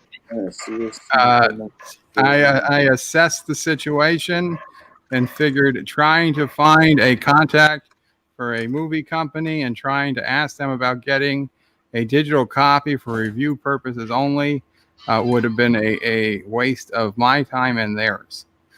But did you even try it first? No, I did not. So how would you know it would have been a waste of time? Educated guess. Well, maybe you could try that first before you go to the illegal mode. Just because I can't afford a Ferrari doesn't mean I get to go steal someone else's, to borrow someone else's. We both know that a Ferrari is a single item, and to get a second Ferrari, or to get a Ferrari, you need to steal a Ferrari from someone. To get a movie, you're not stealing the movie from somebody else. You're creating a copy. There is no way to say stealing a car is identical to stealing a movie. Now, I will grant you, it is stealing. I'm not pretending I wasn't stealing the movie. It was, but to me, it was a justified stealing.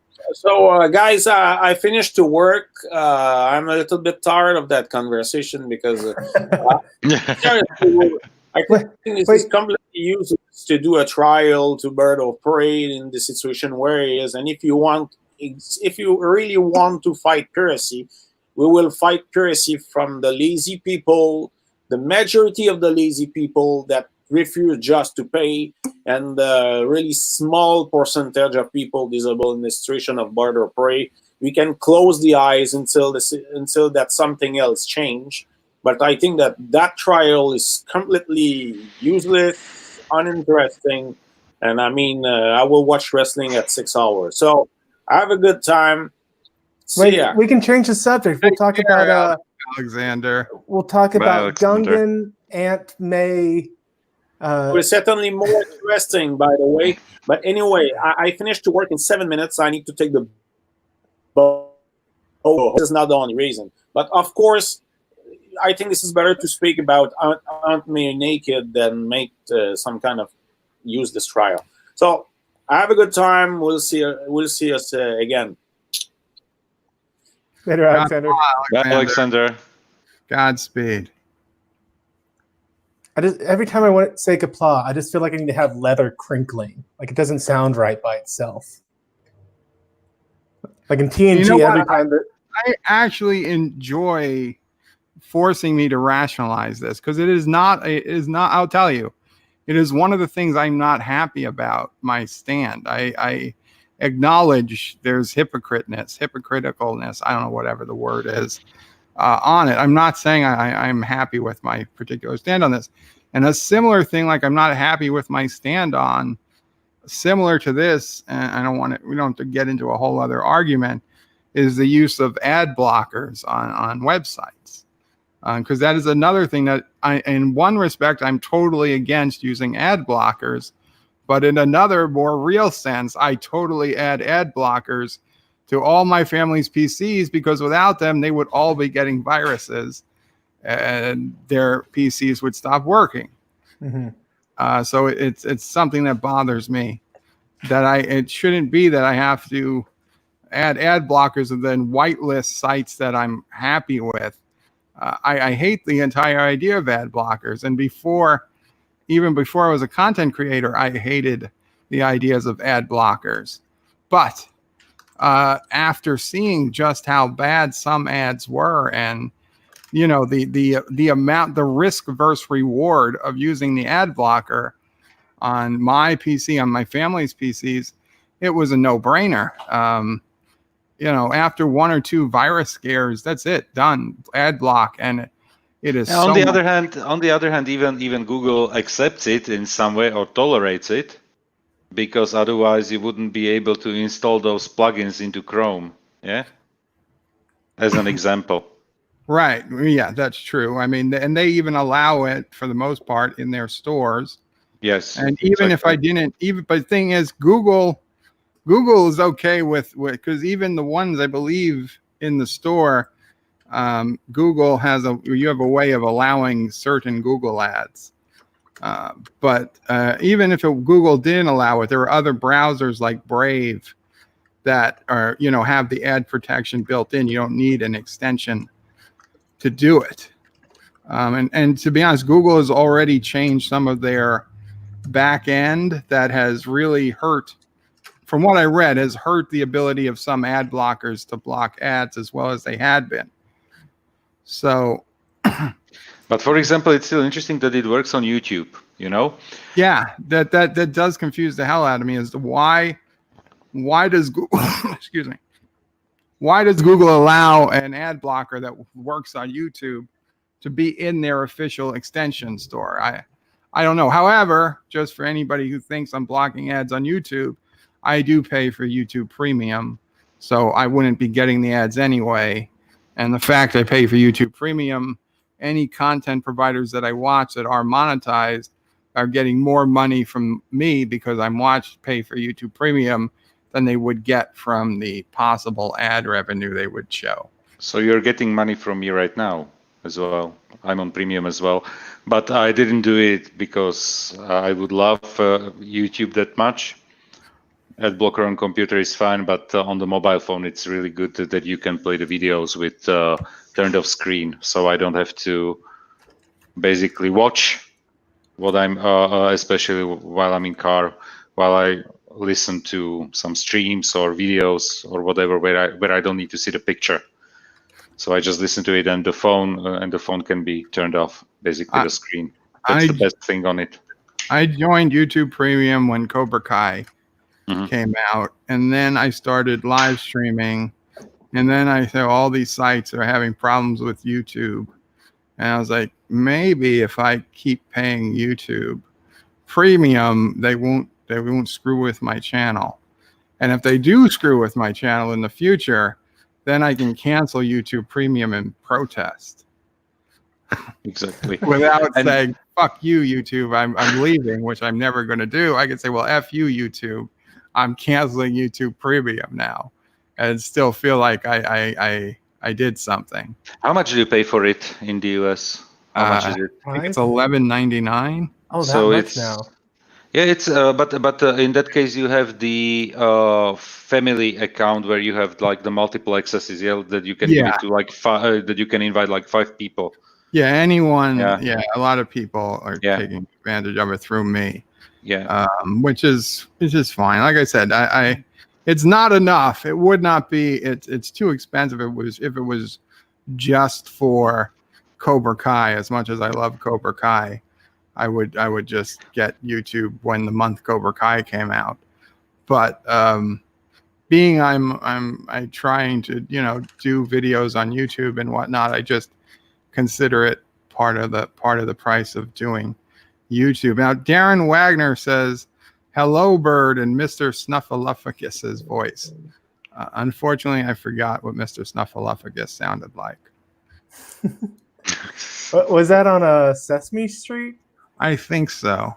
He was like the elephant. Yeah, he was an elephant or no, the woolly mammoth. Well, yeah, I was gonna say, or a mammoth of some type. And I want to say he was Big Bird's imaginary friend for a long time.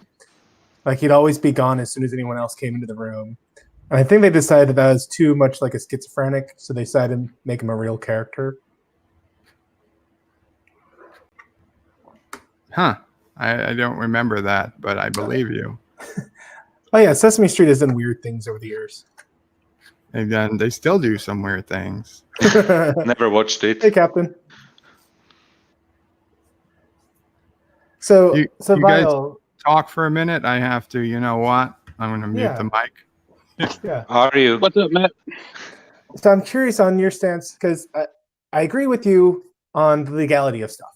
Absolutely. Like from our Twitter conversations, I think we're coming down on the same side of legality. I was curious about your thoughts on modification of hardware, because I know more and more companies are trying to push that it's illegal to even modify your hardware. The way I look at that is, if you own the hardware, you're allowed to modify your own personal one, as long as you're not using it for illegal purposes. You can paint your car whatever color you want, but you can't put on your car, "Let's go murder the president." Pardon I shouldn't say that even on the stream, but no, I get what you're saying. Like you can't take off the muffler, or exactly. you can't take off the catalytic converter. You can modify, and sorry about the echo. I'm actually in my storage unit right now, grabbing some stuff for the store. Oh, we can't hear it. You're good. Oh, well, I can hear it. So things like about a year ago, I modded my 360 because I don't own modern gaming consoles. I'm a cheapskate. But I modded it to be able to install the games I own onto the hard drive, so I'm not using my physical discs anymore. I still have them all. I refuse to sell them as long as I keep those games. But I do have them all, thrown up in a box somewhere where it's nice and cool. And but technically speaking, from Microsoft's perspective, that sort of modification to my Xbox is very gray territory. So in the EU, for example, it is like even there is, you cannot have something like with Microsoft and license Windows licenses, for example. I think in the US you still have it like there is the OEM license that you buy with one computer, and it's available only for that one computer, and you are not able to transfer it to another computer. Yeah. And then you have the all digital licenses, DVDs, whatsoever, different versions. In the EU, basically, it is a version for one computer, but it doesn't matter if it's an OEM or it's not an OEM version. You can transfer it to another computer when you buy it. So the laws are very different. For example, there is nothing like when you have a computer and you have manufacturers don't even do it anymore, like the warranty labels, that when you remove the label, you voided your warranty. Mm-hmm. It doesn't work here, for example. Yeah, they still do that in the US, but yeah, I was actually working for a software company when the EU adopted those laws. And yeah, everything we did in Europe, we had to change because the company had a policy of no license transfers. Oh, okay. It was software, and so no license transfers. You were given one license transfer, and that was it for the life of the software. And then when the EU, I don't know, this was like 2011, 2012 or so, they came up with this law, and then we had to start asking everybody if they wanted a license transfer. Well, what country are you in? And I mean, then we tried to verify it. And yeah, sure enough, if they were in Europe, we had to allow unlimited license transfers. That's very interesting. Yeah, I figured the company would just say, fine, we might as well just do it in the whole world, because it's easier to do that. I mean, the chances somebody wants a license transfer is usually pretty small, but of course we waste more time trying to figure out where the customer is than it would cost to then to just do the license transfer to begin with. Yeah. But I never accused the company of being a smart company. So and for that's what I example- meant by. Oh, sorry. Go ahead, Joseph. Yeah, and it's basically what you said with you own the copy, the physical copy on a DVD, and then you basically just put it on the hard drive of the Xbox. Yeah. Mhm. And that's you are the legitimate owner of that copy, so you can basically transfer it. It's basically like I have a CD, and I can create my own MP3s to put it in my car, you know. Mm-hmm. And this is everything. This everything is allowed, at least based on the EU law. I don't know if it's allowed in the US to do something like this. But if I have a licensed product, I can create a copy for my own personal use. I cannot sell it as an MP3. I cannot redistribute it. I can use it for myself. So I believe that's the legal that's thing. the law in the U.S. too. You are allowed to make a personal backup copy. Yeah. Yeah, DCM, Yeah, the you cannot Digital Millennium receive- Copyright Act. You Right, cannot so- receive, though, someone else's digital copy, Yeah. even if you already own that hard copy. So, Yeah. say you own a CD of Madonna, and I don't know why I'm using that example, It's okay. You love Madonna. but you're unable to make an MP3. You can use Celine Dion. You cannot. It does not give you the right to receive a copy of that MP3 from somebody else. So, rock solid copyright laws are grayer than birds goatee. The goatee wasn't gray 5-6 years ago. That's relatively new. I was still able to pick out the gray hairs 5 or 6 years ago. Now I gave up. I'm skipping gray and going straight to white with my beard. It's just Honestly, I just why assumed stop the in the hairs middle? were white to begin with. They don't look gray to me. They look white when I pull them out. Yeah, I've got every sort of color in my beard. It's really funny. Even my girlfriend will point out, "Oh, you've got a red one here, and a white one, and a gray one." Yeah, I used to have red in my beard too. Vile Mike and his Technicolor goatee. Pretty much. And rock solid. I see you. I was initially confused. You were talking about if you modded your console for making it output via HDMI, that's fine. But not if you're modding to dump ROMs or ISOs. I was going to argue with you, but then I saw you clarified your statement down below, saying that you've modified your Wii to be able to copy your own games onto your hard drive. That is what I'm talking about. The taking your own discs and ripping them onto your own hard drive or SD card, and using them, and then keeping the discs and not just selling them or sending them back to Redbox or whatever you're doing with them. There's a thing going on. I don't know if it ever got resolved, but with cars in the United States, as they get more and more software, more and more software is needed, that there are people who have found ways to modify the software of their car so to give it more horsepower or do whatever the hell they want to do with it.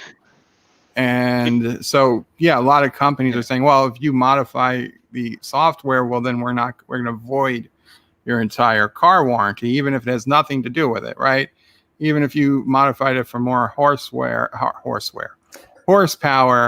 and your wipers stopped working, they're going to say, well, sorry, it's not covered because you modified the software. And there was a big debate as to whether that should be legal or not. I'm not sure whatever happened with it because I stopped caring because I don't have a car. It's basically like overclocking your CPU, I think. Yeah, any modification that the person makes is on themselves. If it breaks because they made the modification, or if they're injured because of that modification, that's their fault, not the original seller's fault. I Yeah. get that, but what if the modification had nothing to do with the failure? And It's how, like how do when you you- prove that? They're going to argue no matter what. They're saying, well, it's your fault. You modified it. And Yeah, You know what? that's Look the at what phone problem. companies do. Look at what Apple does or Samsung does on their with their phones. You crack your screen, yeah, and you are using the phone just fine because it's only, let's say, a small crack on the screen, but something happens with the motherboard after, let's say, year and a half later after you got the crack. They are not fixing it even if it's still under warranty. Let's say when you have like 2-year warranty, they are not fixing it because they say you have an basically unrelated issue with the phone, a cracked screen, but they say it can be because of this one, and they are not fixing. They are basically telling you that they are not covering it with the warranty. Do you have Well, the insurance? It's maybe a different case, but if it's only under warranty, they don't care. The way I would look at it is, take your car. I know you don't have a car, Bird, and I apologize for using this metaphor, or this analogy. But say you get your car and you paint it a different color. You've modified it. It would still be under warranty because that particular modification has no impact on the normal usage of that item. But say you, I don't know, keep adding racing fuel to it to make it go faster. Now you are adding a different product to it in order to enhance the original performance. Now you are no longer, the company who made it is no longer liable. Yeah, the problem with the software side on the car analogy is that people are ignorant to what the software in the car is doing. And whenever you try to bring this up in a court of law, their eyes just glaze over. And all they hear is, you modded the software, it's your fault. But I do agree with you, Vile, that it shouldn't be your fault. And one of the weird things about Apple is they're actually trying to make it illegal even to like root your phone. Well, yeah, Yeah. remember, Apple is under the impression that even if they sell you the hardware, they still technically own it. And even if you buy it, you're still technically only leasing it. Yeah. Apple is an asshole when it comes to that kind of shit. Pardon my language. Yeah. Oh, why? Why are they an a-hole about it? Because they're saying that even if you own their product that you paid them money for, it is just a lifetime lease. But that is something you agreed to when you purchased it, no? Not under U.S. law. Yeah, in fact, Microsoft came up in that case that they released a new end-user license agreement for one of their Xbox 360 dashboards that said you're never allowed to sue Microsoft no matter what, basically. And the U.S. courts came down and said, no, you're not allowed to make people give up their own rights. And we got close to that with the cell phone. Apple has been trying to do that for years. Yeah. And each time they come up, it comes up, they get struck down, which is why I don't think they've taken to court the rooting issue. They just try to make it very, very hard on you. Oh, shoot.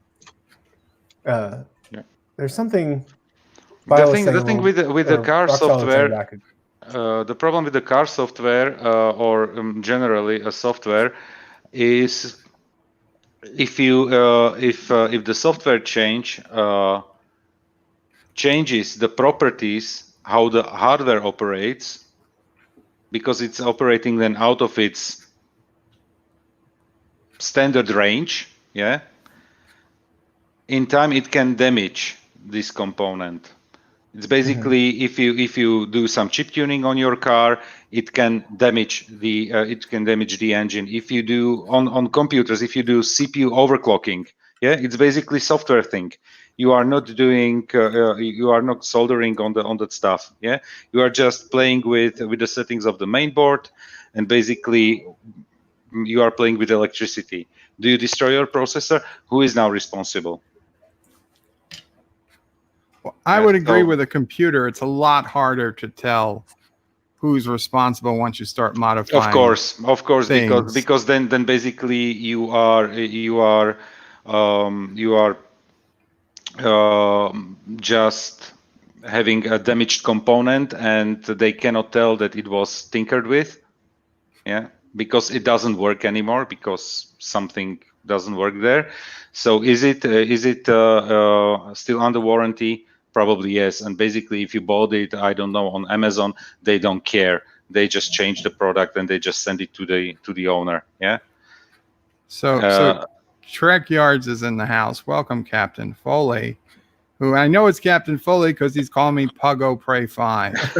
Because for those who weren't here, there was the stream on Anti-Trekker where me, Captain Foley, and Anti-Trekker were on, and Captain Foley picked up his pug, and I put and Anti-Trekker said, "Wow, it looks just like Birdo Prey 5." And I actually turned my camera on, so we had the pug and me on the screen at the same time, and they all agreed that the pug looked like me, which I think was an insult to the pug, personally, but. Welcome, Captain Foley. I saw you were looking for me on Anti-Trekker stream the other night, Captain Foley, but I'd already gone to sleep. Hey, Rock Solid, I agree that you do need to own a physical copy of the disc for any game that you back up. It is not kosher to make a backup and then sell the physical copy. I even agree that it's not okay to download a ROM under the current legal system in America. But I would argue that it should be okay to download a ROM of a game you own. It shouldn't be a barrier for you to have a copy of your own device. Like I should be able to get a copy of anything I own without there being barriers. If that makes sense. But I do adamantly agree that you need to have a copy. But the only barrier to that is the cost of making the copy. Which, for a 360 and a Wii, not hard. For a Nintendo... Let's take it. Let's take it back to a CD example. Okay. Say you have an iPod and you have a CD player. Mm-hmm. You want to put the CD on the iPod, but you don't own a computer or anything to rip the CD. Okay. Should you then be allowed to, instead of going out and buying the hardware needed to actually make the copy, should you be allowed to download? I would say yes. I know it's technically not legal, but I would say yes. Legally, it's a very gray area. And I would say you could probably use a library computer and do it. Oh, if you want to talk about current legal status, I'd say no, it's not legal. Sorry, Bird, I go to the library all the time because that's where the Vile Child's D&D group meets. The library makes it very clear it is illegal to download or use the library computers for any illegal purpose, and that includes downloading of music. Okay, I'm not saying you would download music. You could go to the library computer and possibly transfer the CD to your iPod, although I guess these days there probably aren't many CD-ROMs. Library computers don't have CD-ROMs. Yeah, well, they did when I was still going to libraries. Does your computer have, does your notebook have, Joe, a DVD-ROM? It does, because I was really...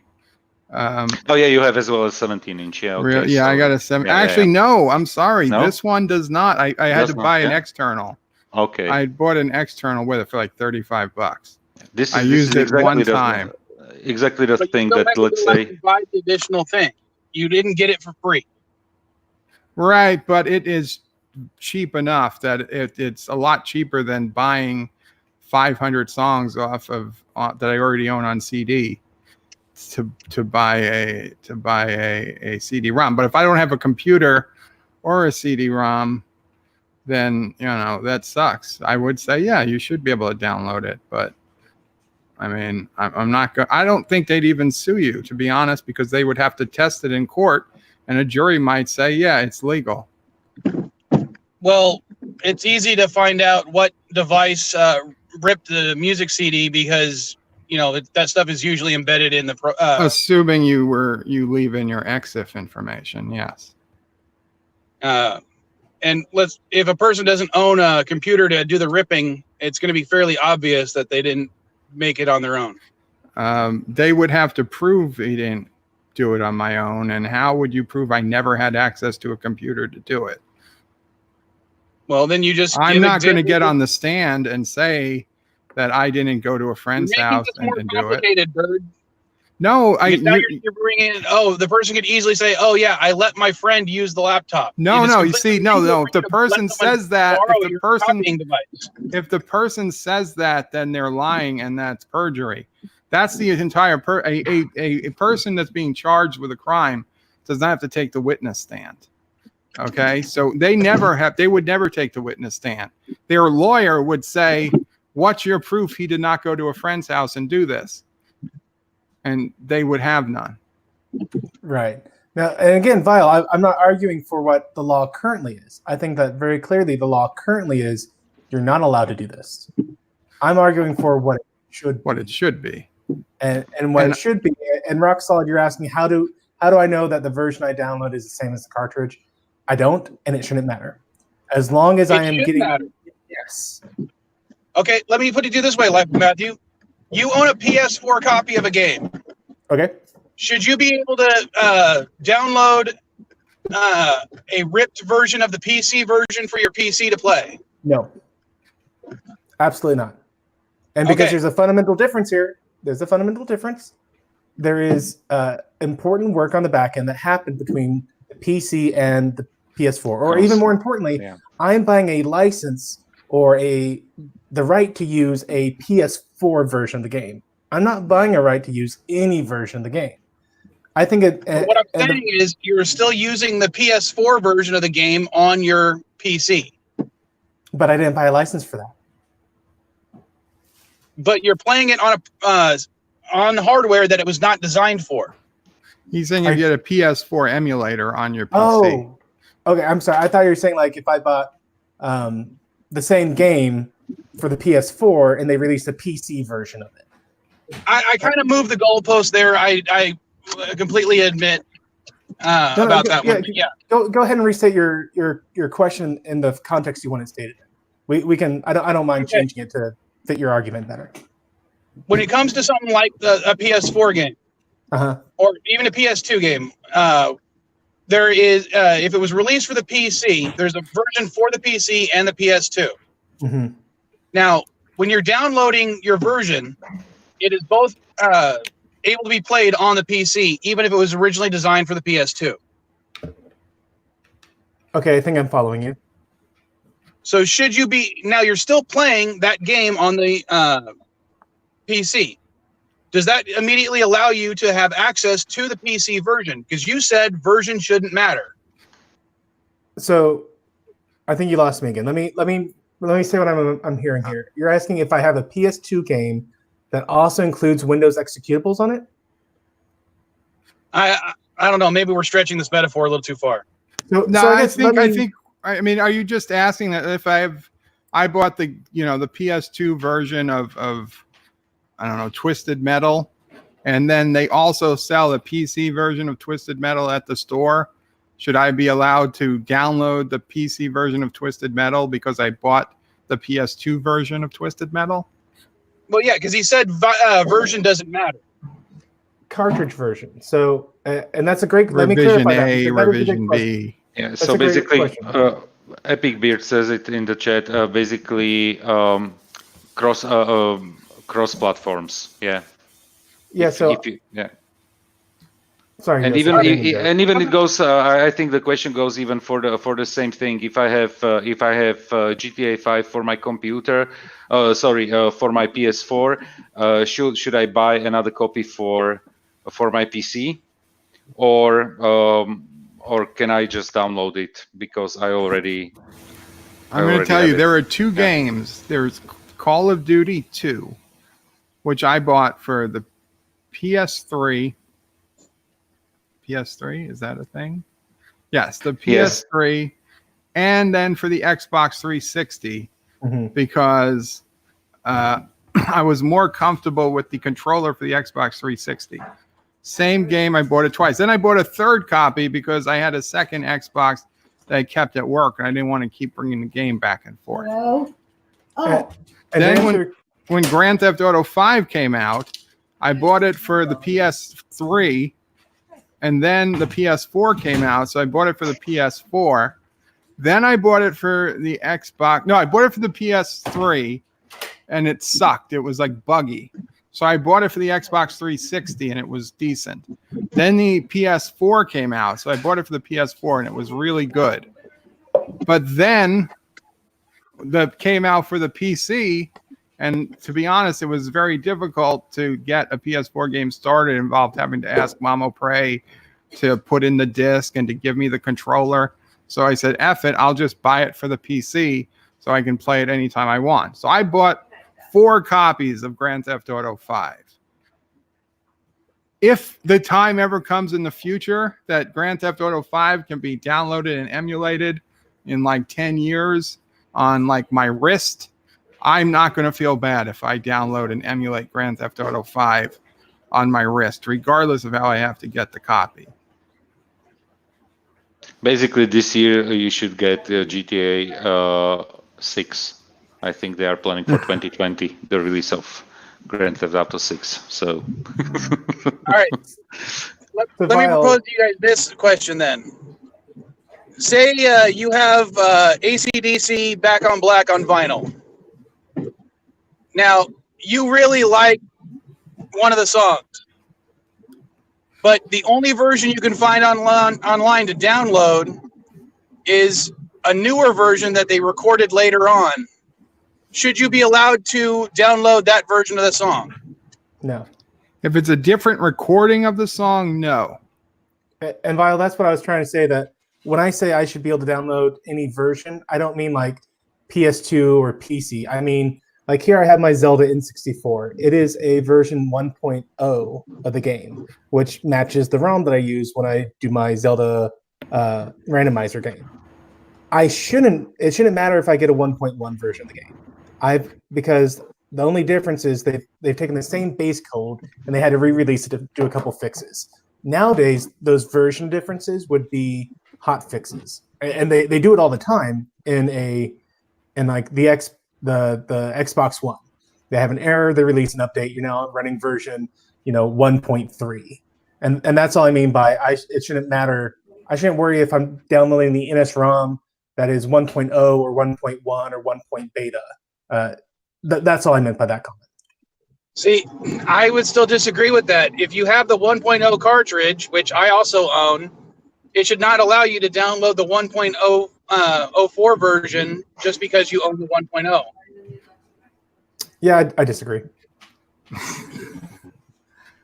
And the only reason I do disagree is, like I said, today, instead of selling a new cartridge, they would release a patch. A patch, yeah. I mean, they're fixing bugs that shouldn't have been there to begin with. Well, I don't think they actually fixed that many bugs. It was actually the removal of the Gerudo theme stuff and the Muslim chanting in the fire temple. There were a couple of glitches they fixed between 1 and 1.0. And then they made even more fixes for the... You're talking about, like, what, the swordless link trick? Hey, when was the last time anybody bought a CD for music? That particular... The last audio CD I purchased was Spock vs. Q about a year ago. Okay, I don't even buy CDs anymore because you can listen to songs for free on YouTube, on Pandora, on all these free things. So am I a criminal because I listen to it for free because I don't want to pay for it? Well, because there's always certain benefits to having a physical copy. Well, your internet I can queue it. Well, I can queue it up. I can queue up that same song on YouTube in 2 seconds, or on Pandora. Yeah, in a but couple if your seconds. internet goes down, you can't play that song. Okay, the question is, you are still listening to the song from YouTube from, let's say, some legal source, because the legal source put the song out there. Or I I uploaded a Frank Sinatra song that I couldn't find anywhere else, and the Frank Sinatra whatever family claimed it, and so they're making the advertising revenue off of it. So is that a legal song? Yes, because they've actually agreed. They're saying implicitly, we're making money off of it. to do it. So it's It's legal. passive permission. Okay. Yes. So what if I now downloaded the song from YouTube because I'm going on a plane ride? I want to listen to it and I don't have internet on the plane. Now, again, you're talking about your specific version that you uploaded. You already own the hard. Yes. And then the question could be, Netflix allows me to do offline, so I can download it to my mobile phone and I can watch it on a plane. When I have YouTube Premium, I can download songs to my phone and listen to it. Yeah. Basically, Right. this is something that the services allow me to do. Even when I bought what was it? Was it, I think, Star Trek Beyond or something like this? I have the Blu-ray and a digital copy. Right, because available. most DVDs or Blu-rays, whatever, come with a digital copy that you go to another site to watch that movie. So again, if the movie is available on multiple platforms, or I guess in this case, multiple ways to access it, then it doesn't, and I own it rightfully, then yeah, it shouldn't matter how the hell I watch it, really. Yeah. Exactly. But once again, it's probably the question, but your downloading that expires after set time and falls under. Yeah, Roxo, you're right. Yeah, it's for a certain time, but then I can re-download it again, So this is the thing. You know what you cannot download from the internet? Bird of Prey 5 merch. That's right. Well, you can download the logo. You can print out your own. If you have a T-shirt printer, you can print out your own Bird of Prey 5 merch. You just download the graphic from the website or whatever. Yeah, but you cannot get a sells, cup enriched with uranium. So if someone sells knockoff Bird of Prey 5 merchandise on their own Teespring store and basically rips you off, then you would be obviously upset, right?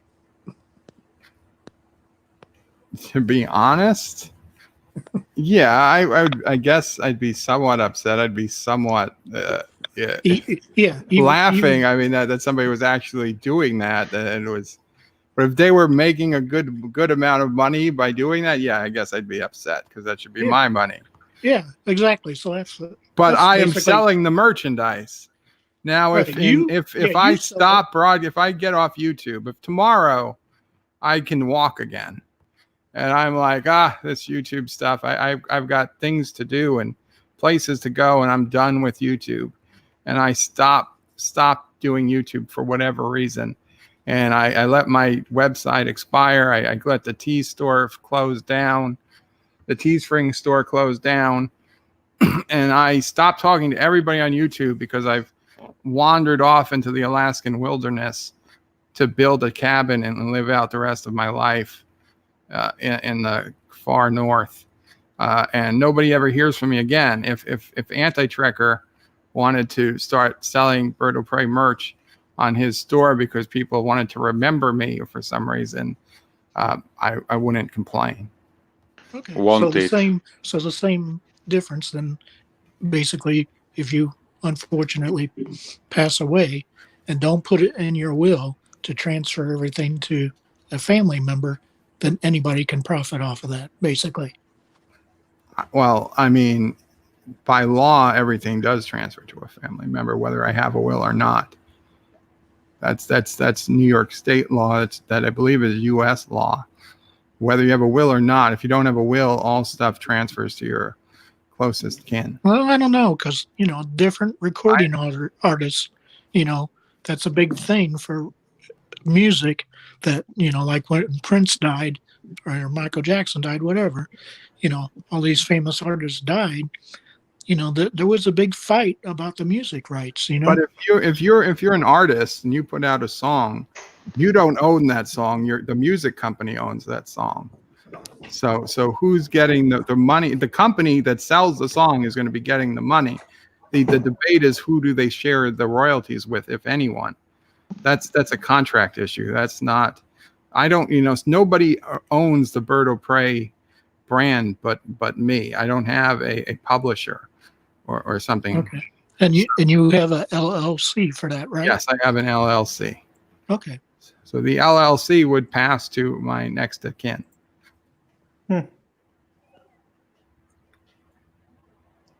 But just to be here, if for whatever reason I pass away or something, 100 years from now, Mama Prey is looking at me with glaring eyes. If I pass away 100 years from today, I give permission for anyone in this chat to make Bird of Prey 5 merch with my blessing. Keep the dream alive. I'll be all over that. All right. Question: does that extend to the Vile Child? Because I think she's the only. Yeah. Does that count all of It our especially extends to the Vile Child. I want to see it on Caddy's Corner. So, Vile, to kind of summarize what we've been talking about, are you okay with using emulators and ROMs of games that you legitimately own? As a professional, when it comes to like my store and stuff, I am very much against it. On a personal level, I don't care. Okay. And again, I'll always make the distinction to games you legally own. So, like I said, I got my Zelda game over here. And as long as I got this, I don't care if I play it using the physical hardware or, on a emulator. And I say this because on Saturdays, I'm starting to do a really retro gaming thing where we've discovered that we can use an N64 emulator and a copy of my Mario Kart ROM to have people play Mario Kart with me over the internet, as if we're all sitting there together. I'm curious if that'd be something you would ever find enjoyable. Do it. I don't see why not. I'd have to invest in a controller that I could actually use during it because I actually like using the old Nintendo 64 controllers. I have found I gotta try this. So before I recommend it, I will buy it. Solid could put one out for me, but I can't read the chat right now. Well, so he's been using. He was talking about one of the Hyperkins that they're going to release soon. That is allegedly has a Rumble Pack feature, and every N64 controller I've tried that is also USB or something, it lacks that Rumble Pack. I just found this person. His name is Raphael.net, something like that. I'm going to buy one of his adapters, but he made a USB to N64 adapter, so you can use your original N64 controller on your computer and have full access to not only the Rumble Pack, but the memory card also. So I'm going to get me one of those and see how well it works. That would be something to look into for sure. Because right now, the only controller I tend to use for my computer is my Xbox 360 wired controller because I know Rock Solid hates it, but I love the Xbox 360 controller. I've been using a cheap knockoff of a PS3 controller. It works well enough, but it's no substitute. I guess it literally is a substitute. I discovered early on that the Xbox 360 controller works for playing Star Trek Online on the PC version. And since then, I've primarily used that as my gaming controller for my computer. Very cool. Rock Solid, yeah, let me know about that USB brawler one. I'll be very much interested to see. Because, yeah, like I said, I'm using this cheap PS3 knockoff. It's good enough, but I would love to have the classic feel of the N64 controller, busting my thumbs and whatnot. Well, not only that, one of my favorite controllers for the Nintendo 64 was a version of the Super Pad that actually combined the left-handed prong and the center prong into a single thing for one hand. So you had access to the D-pad and the analog stick, and both the Z trigger and the left trigger all in one hand. Oh, and it was really great for a lot of fighting games and stuff like that because some moves were always easier to pull off with the D-pad. Some were easier to pull off with the analog stick. Huh. Yeah. I mean, you guys remember Tech Mobile, right? Where you pick Nope, never heard of it. You pick obviously Bo Jackson for your team. You know, the team that has Bo Jackson, and you just continually run him for a touchdown every time you have the ball. So if a game is set up to exploit like that, you know, then I'm going to take advantage of any kind of exploits within that game. Wouldn't it get boring after a while? No, because you're whipping the other team by, 110 to nothing or whatever, So that's It seems like that Twilight Zone episode where eventually if you win too much you get bored of it. yeah. After a while, you would. That's kind of a good example. Like with Matthew. Yes, sir. Say they had released a second version of Tecmo Bowl where Bo Jackson had been heavily nerfed. Mm-hmm. Now you bought the physical copy of the nerfed Bo Jackson. Should you be allowed to download the previous version because you wanted to be able to use that exploit? That is a great question.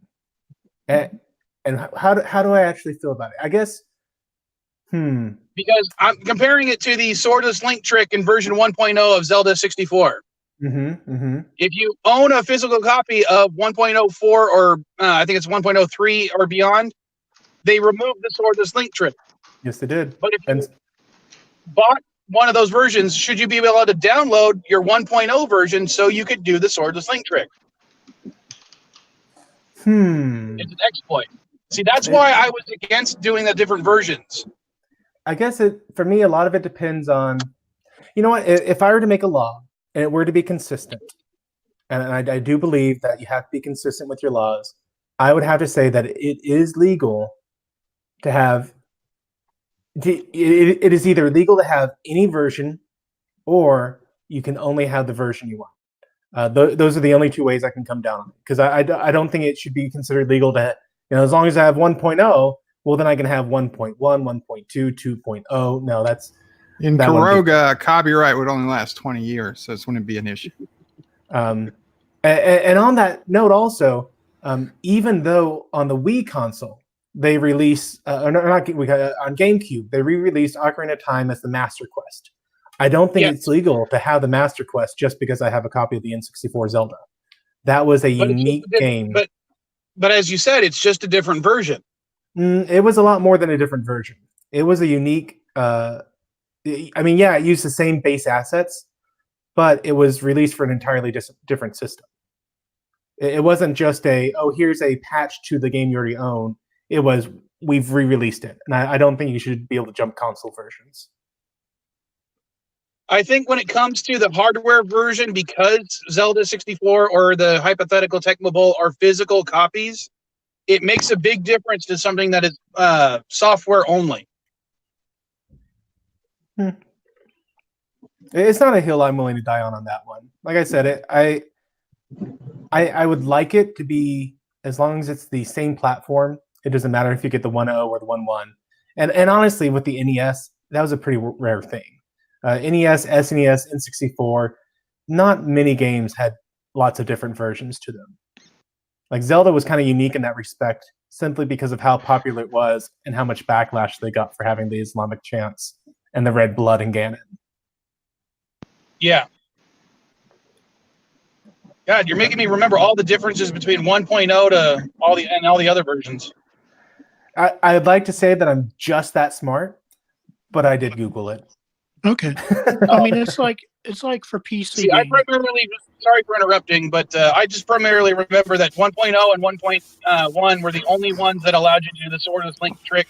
All the other versions did not allow it. Mm-hmm. Okay. But yeah, what I was going to get at is, okay, for PC games, just about every PC game out there, there's cheats online for God mode and unlimited lives or whatever. Okay. So, these people put out, discover these things, or, even for the Nintendo back in the day, if you hit left arrows 5 times and right arrow 5 times and up and down and whatever, to break into something, to exploit something again. But it was programmed I think like cheats this. were put in to make it more exciting. Yeah. Exactly. So when again, I was I gotta do a patented Bird of Prey 5 tangent. It's rather like, are we talking about fixes and patches, which mean different versions, or are we talking like DLCs, you know, or No, or basic? These are exploits in the original game, and then even I don't call them. I mean, those are cheats, not exploits. well, yeah, cheats, whatever. They were you know. purposely coded in for Right. people to find. Not always. Like the Game Genie stuff. In fact, there's a bit of a legal battle over whether or not the Game Genie was even legal.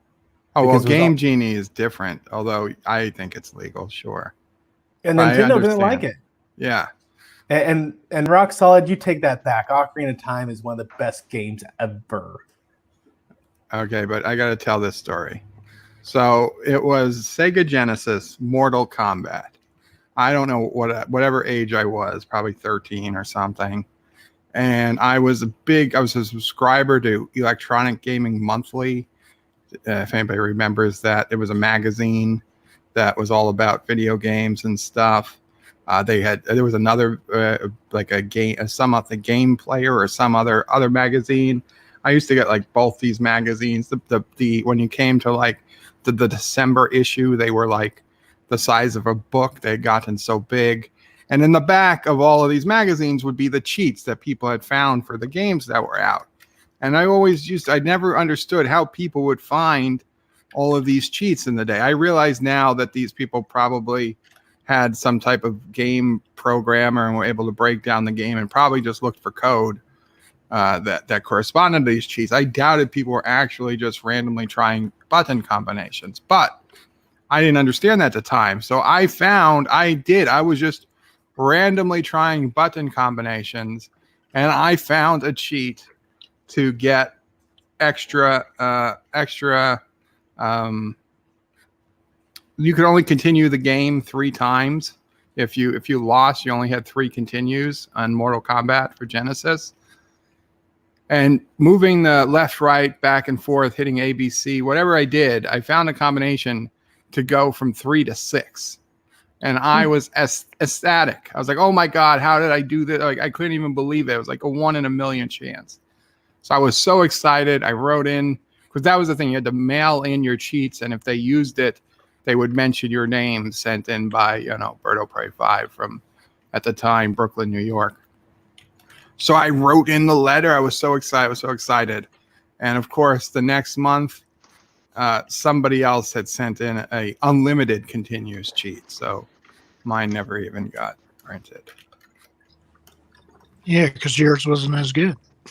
Yeah, I get it. I mean, don't get me wrong. I understood. Oh, we lost somebody else while I was talking.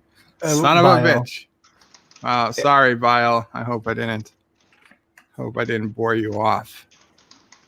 Actually, Vile, I want to thank you for challenging me. Him. I do want to thank. I have nothing but good thing for Vile and Rock Solid for challenging me on my opinions on this, because I do prefer to debate people who have different opinions. I mean, not Anti-Trekker, who has terrible opinions, but people who have good opinions on good subjects. Not thinking Romulans are slaves, but thinking, having different opinions on to what's legal and what's not, and what should be allowed and what shouldn't be allowed. Yeah, well, his opinions are way long-winded too. We don't have to get into that. No, Anti-Trekkers, Yeah, well, okay. Bobo Prey. I had to start using my headphones when I listen to Anti-Trekker now, because anytime he brings up the Romulan slave thing, Mama Prey's blood starts boiling. No, I don't listen anymore. So yeah, I mean, yeah, obviously Anti-Trekker comes from the wrong side of the universe or something, So Rock Solid's going to be launching his at Bird of Prey 5 channel soon. I said, Rock Solid, if I moved to Alaska and forsook the internet or passed away, you were allowed. He's just getting a head start. That's all. Unless he's sending somebody to dispatch with me. Shromor says Grand Theft Auto Prey. Somebody said, let's talk about Bird of Prey losing his cookie. I don't know what the hell that was about earlier. Yeah, they're because just it was done with like us 90 talking minutes video. ago or something like Yeah. this. Yeah. It was at least 20 minutes ago. I don't know what cookie did I lose? Oh, last night I ate that cookie. I didn't lose it. I held it in my hand for 15 minutes until we finished the stream, and then I ate it. It was a very good cookie. It was a very good cookie. Vile, sorry, had to go. Severe lag. No problem, Vile. I'm sorry you had to go. I enjoyed having you here. If you want to try to come back in, you're welcome to it. Although I don't think we'll be going much longer. Anything else anybody wants to talk about? How great Discovery is. Is that seriously what you want to talk about? So that Ooh, not look at the only. time. Yeah. Okay. So I killed the stream right now. Yeah, with the sentence. No. Not really. What I wanted to show you is that. Okay, the chat is in the camera. I have here a picture in a frame. When you look at it. Hold on. Let me put you full. No, wrong one. Let me put you full screen. There we go. It's in my room. It's a picture that when I saw it for the first time when we were visiting my wife's uncle. He's a hobby painter, and when I saw the picture for the first time, I thought he was a DS9 fan because how it looks like the wormhole. And the funny thing was about it that he told me you can put the pictures of all of us. Yeah, I was trying to figure it. I was looking for it. Yeah. And the funny thing was I was like, "Do you know DS9? And are you a Star Trek fan?" He was like, "No," and I was looking at the picture and I was like, "What is it?" Because it's a painting, yeah. And he was like, "I called it Coma." And I was like, okay, I want to have it. And he basically, for my 30th birthday, he painted a second copy for me. But it looks like very much like the wormhole. So when I looked at Matthew's screen here, what's behind you? Oh yeah. Yeah, exactly. Anti-Trigger sent me something. I saw the notification pop up, but I can't find there's the wormhole. But I can't find where he sent it to me. Anti-Trigger, if you're listening, send it again, please, because I didn't get it. I don't know where it went. I've never seen that happen before. Unless he erased it after he sent it on like Skype or something. Anyway, sorry about that, Joseph. It looks pretty. I like that picture. I was surprised when I saw it, like, really, and then, okay, I really wanted it. He didn't want to sell it or give it to me or whatever, so he painted another copy. That was very cool. Yeah. I thought you were saying he didn't want to sell it, so I had to steal it from him. Oh, okay. No, I just got it for my 30th birthday, so it is, a few years old now, like more than a few years. Rock Solid says, big surprise. Bird of Prey doesn't get something.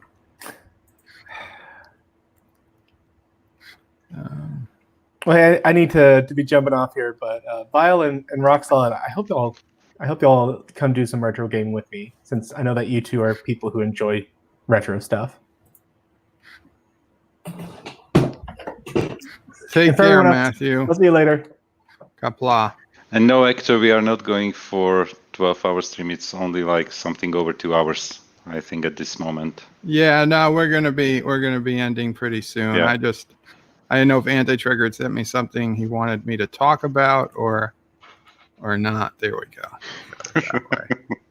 You can sit where you are, Joseph. Yeah, because I was moving here around.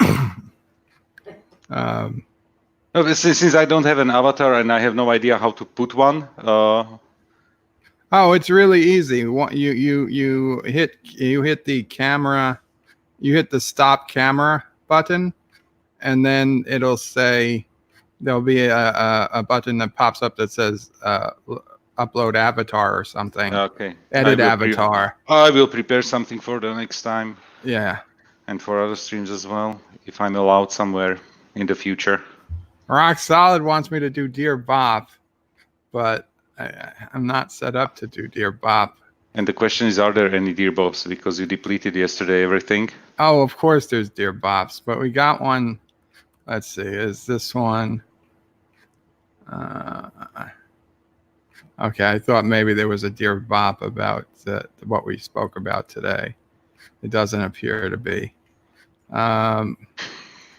So it looks like there's only one new Dear Bop. So yeah, I'm going to hold off on doing the Dear Bop, Rock Solid. We will do it Friday. As for Rock Solid, I think we need to discuss this sometime on a stream where we can talk back and forth. I realize you were at a great disadvantage not being able to talk back in the stream, and I was probably missing half of your replies, which I apologize for. But such is life. Oh, poor Yosef. His face gets covered. Bird of Prey, No why does Mamo Prey get angry about the slave?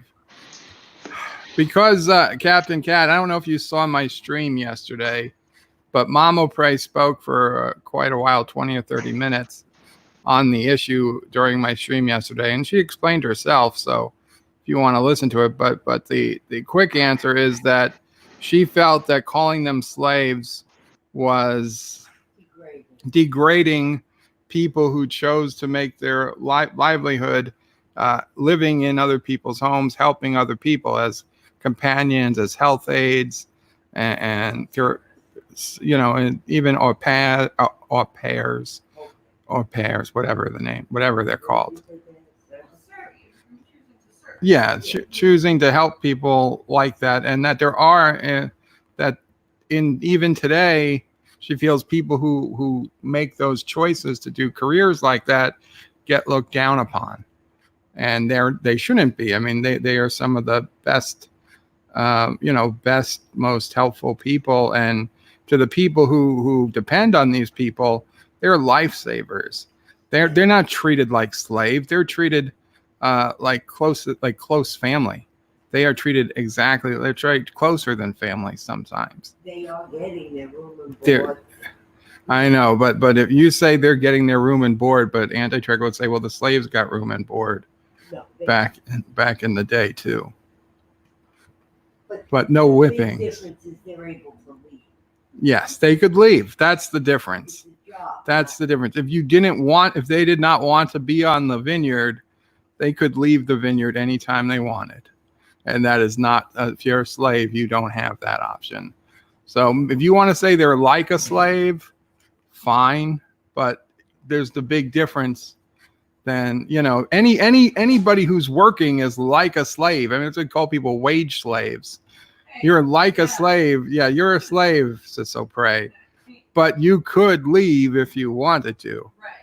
So that kind of negates the entire definition of slave. Is if you can leave, then you're not a slave. If you There's a lot of pressure not to, because it's not like. Well, I would say with things like LinkedIn and people like working conditions are getting better, right? But in areas where there's as your employer or you're unemployed, or people whose skill set kind of can people hear Siso pray? into something that it's still not slavery. It's just A little bit, but not A a lot. little bit. different. Nobody can hear you. Economically, Just to be clear.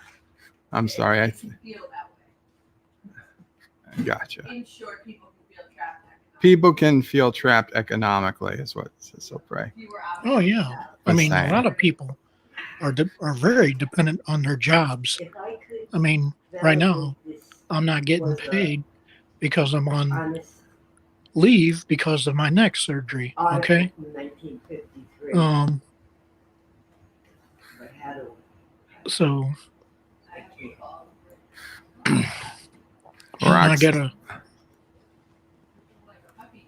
Rock Solid says, Bird of Prey, I'm at no disadvantage. But then again, I refuse to have a battle of wits against an unarmed person. Rock Solid. Oh, Sassy you made Sassy bad, Rock Solid. Dear Bop, a YouTuber I watch called me a caregiver slave, and my dad agrees with him. Should I not let my dad watch Anti-Trick anymore? Nope, you should not. You should tell your dad that Anti-Tricker just quit his channel, and if he wonders why you don't watch that guy with the long hair anymore, just say, oh, he got a job again, so he stopped doing YouTube. What about the migrant workers, Bird of Prey? What about them?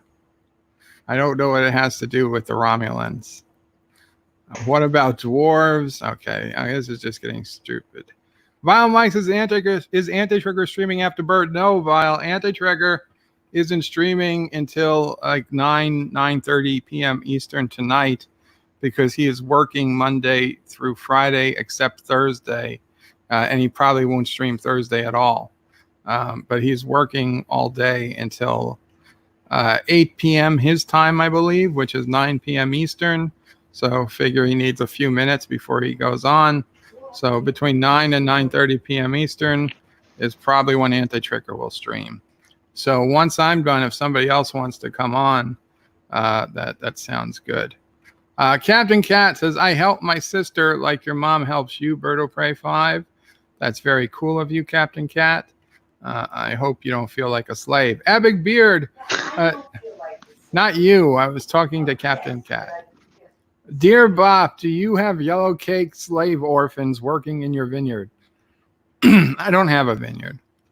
But if I did, then they wouldn't be yellow cake slave orphans. Joseph is a Slav. Close enough. I am. Yes, you are. You are. No, I did not. Sci-Fi Nation says Turd Meister needs to go slave away at his job. Yeah, unfortunately, he's wage slaving right now. Eric Beard, no, she's too quiet. Yeah, we couldn't hear. Sis O'Prey. Araxel says that's quite the confession, Vile. Uh-oh, what did Vile say? I feel the same way when arguing with you, Rock Solid. Wow. Can't get the Bird of Prey. Company stores used to be where you would work for the boss, get paid coupon. Yes. And you would be, they would set these things up at like construction sites. They would pay you in like coins that could only be used at the company store, so that your pay we just had to go back to the company where they would sell you your food and the stuff you needed for living. When was this? This was like the 1800s and stuff. Okay. Before the unions got big and stuff. So unions had their place at the time. It's debate. I know people will debate whether their unions are necessary now, but almost no one debates unions were necessary for a time. Poor Gary, that's not what I meant. Uh-oh.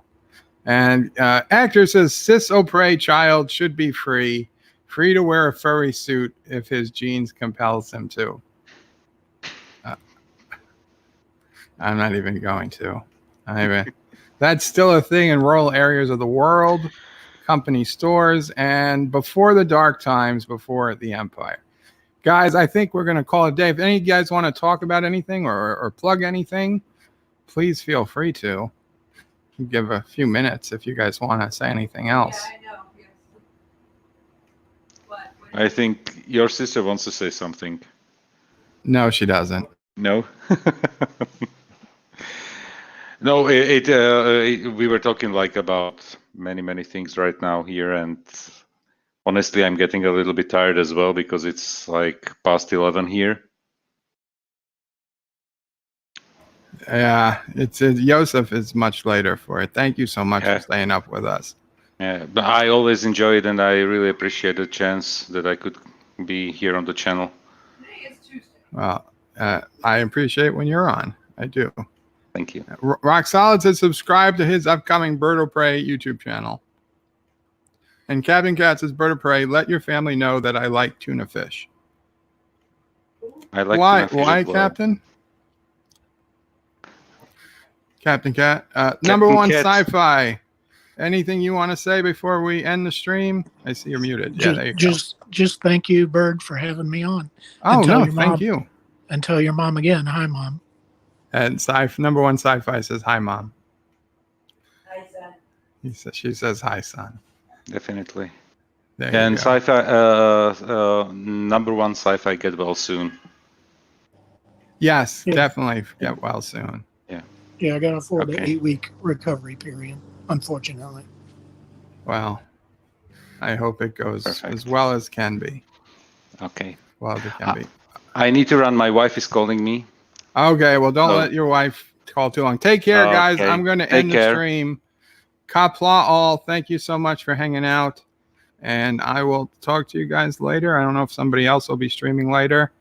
Anybody planning on streaming? Wanna put in a plug or a link or something? Rock Solid, I can't do Dear Bop. I can't do Dear Bop. No, there's still no other Dear Bop. So Well, if he's going to stream on YouTube, make sure he gets the right PayPal account for the money is from you. okay, guys, I'm going to end it here. Qapla All. Take care. Good night.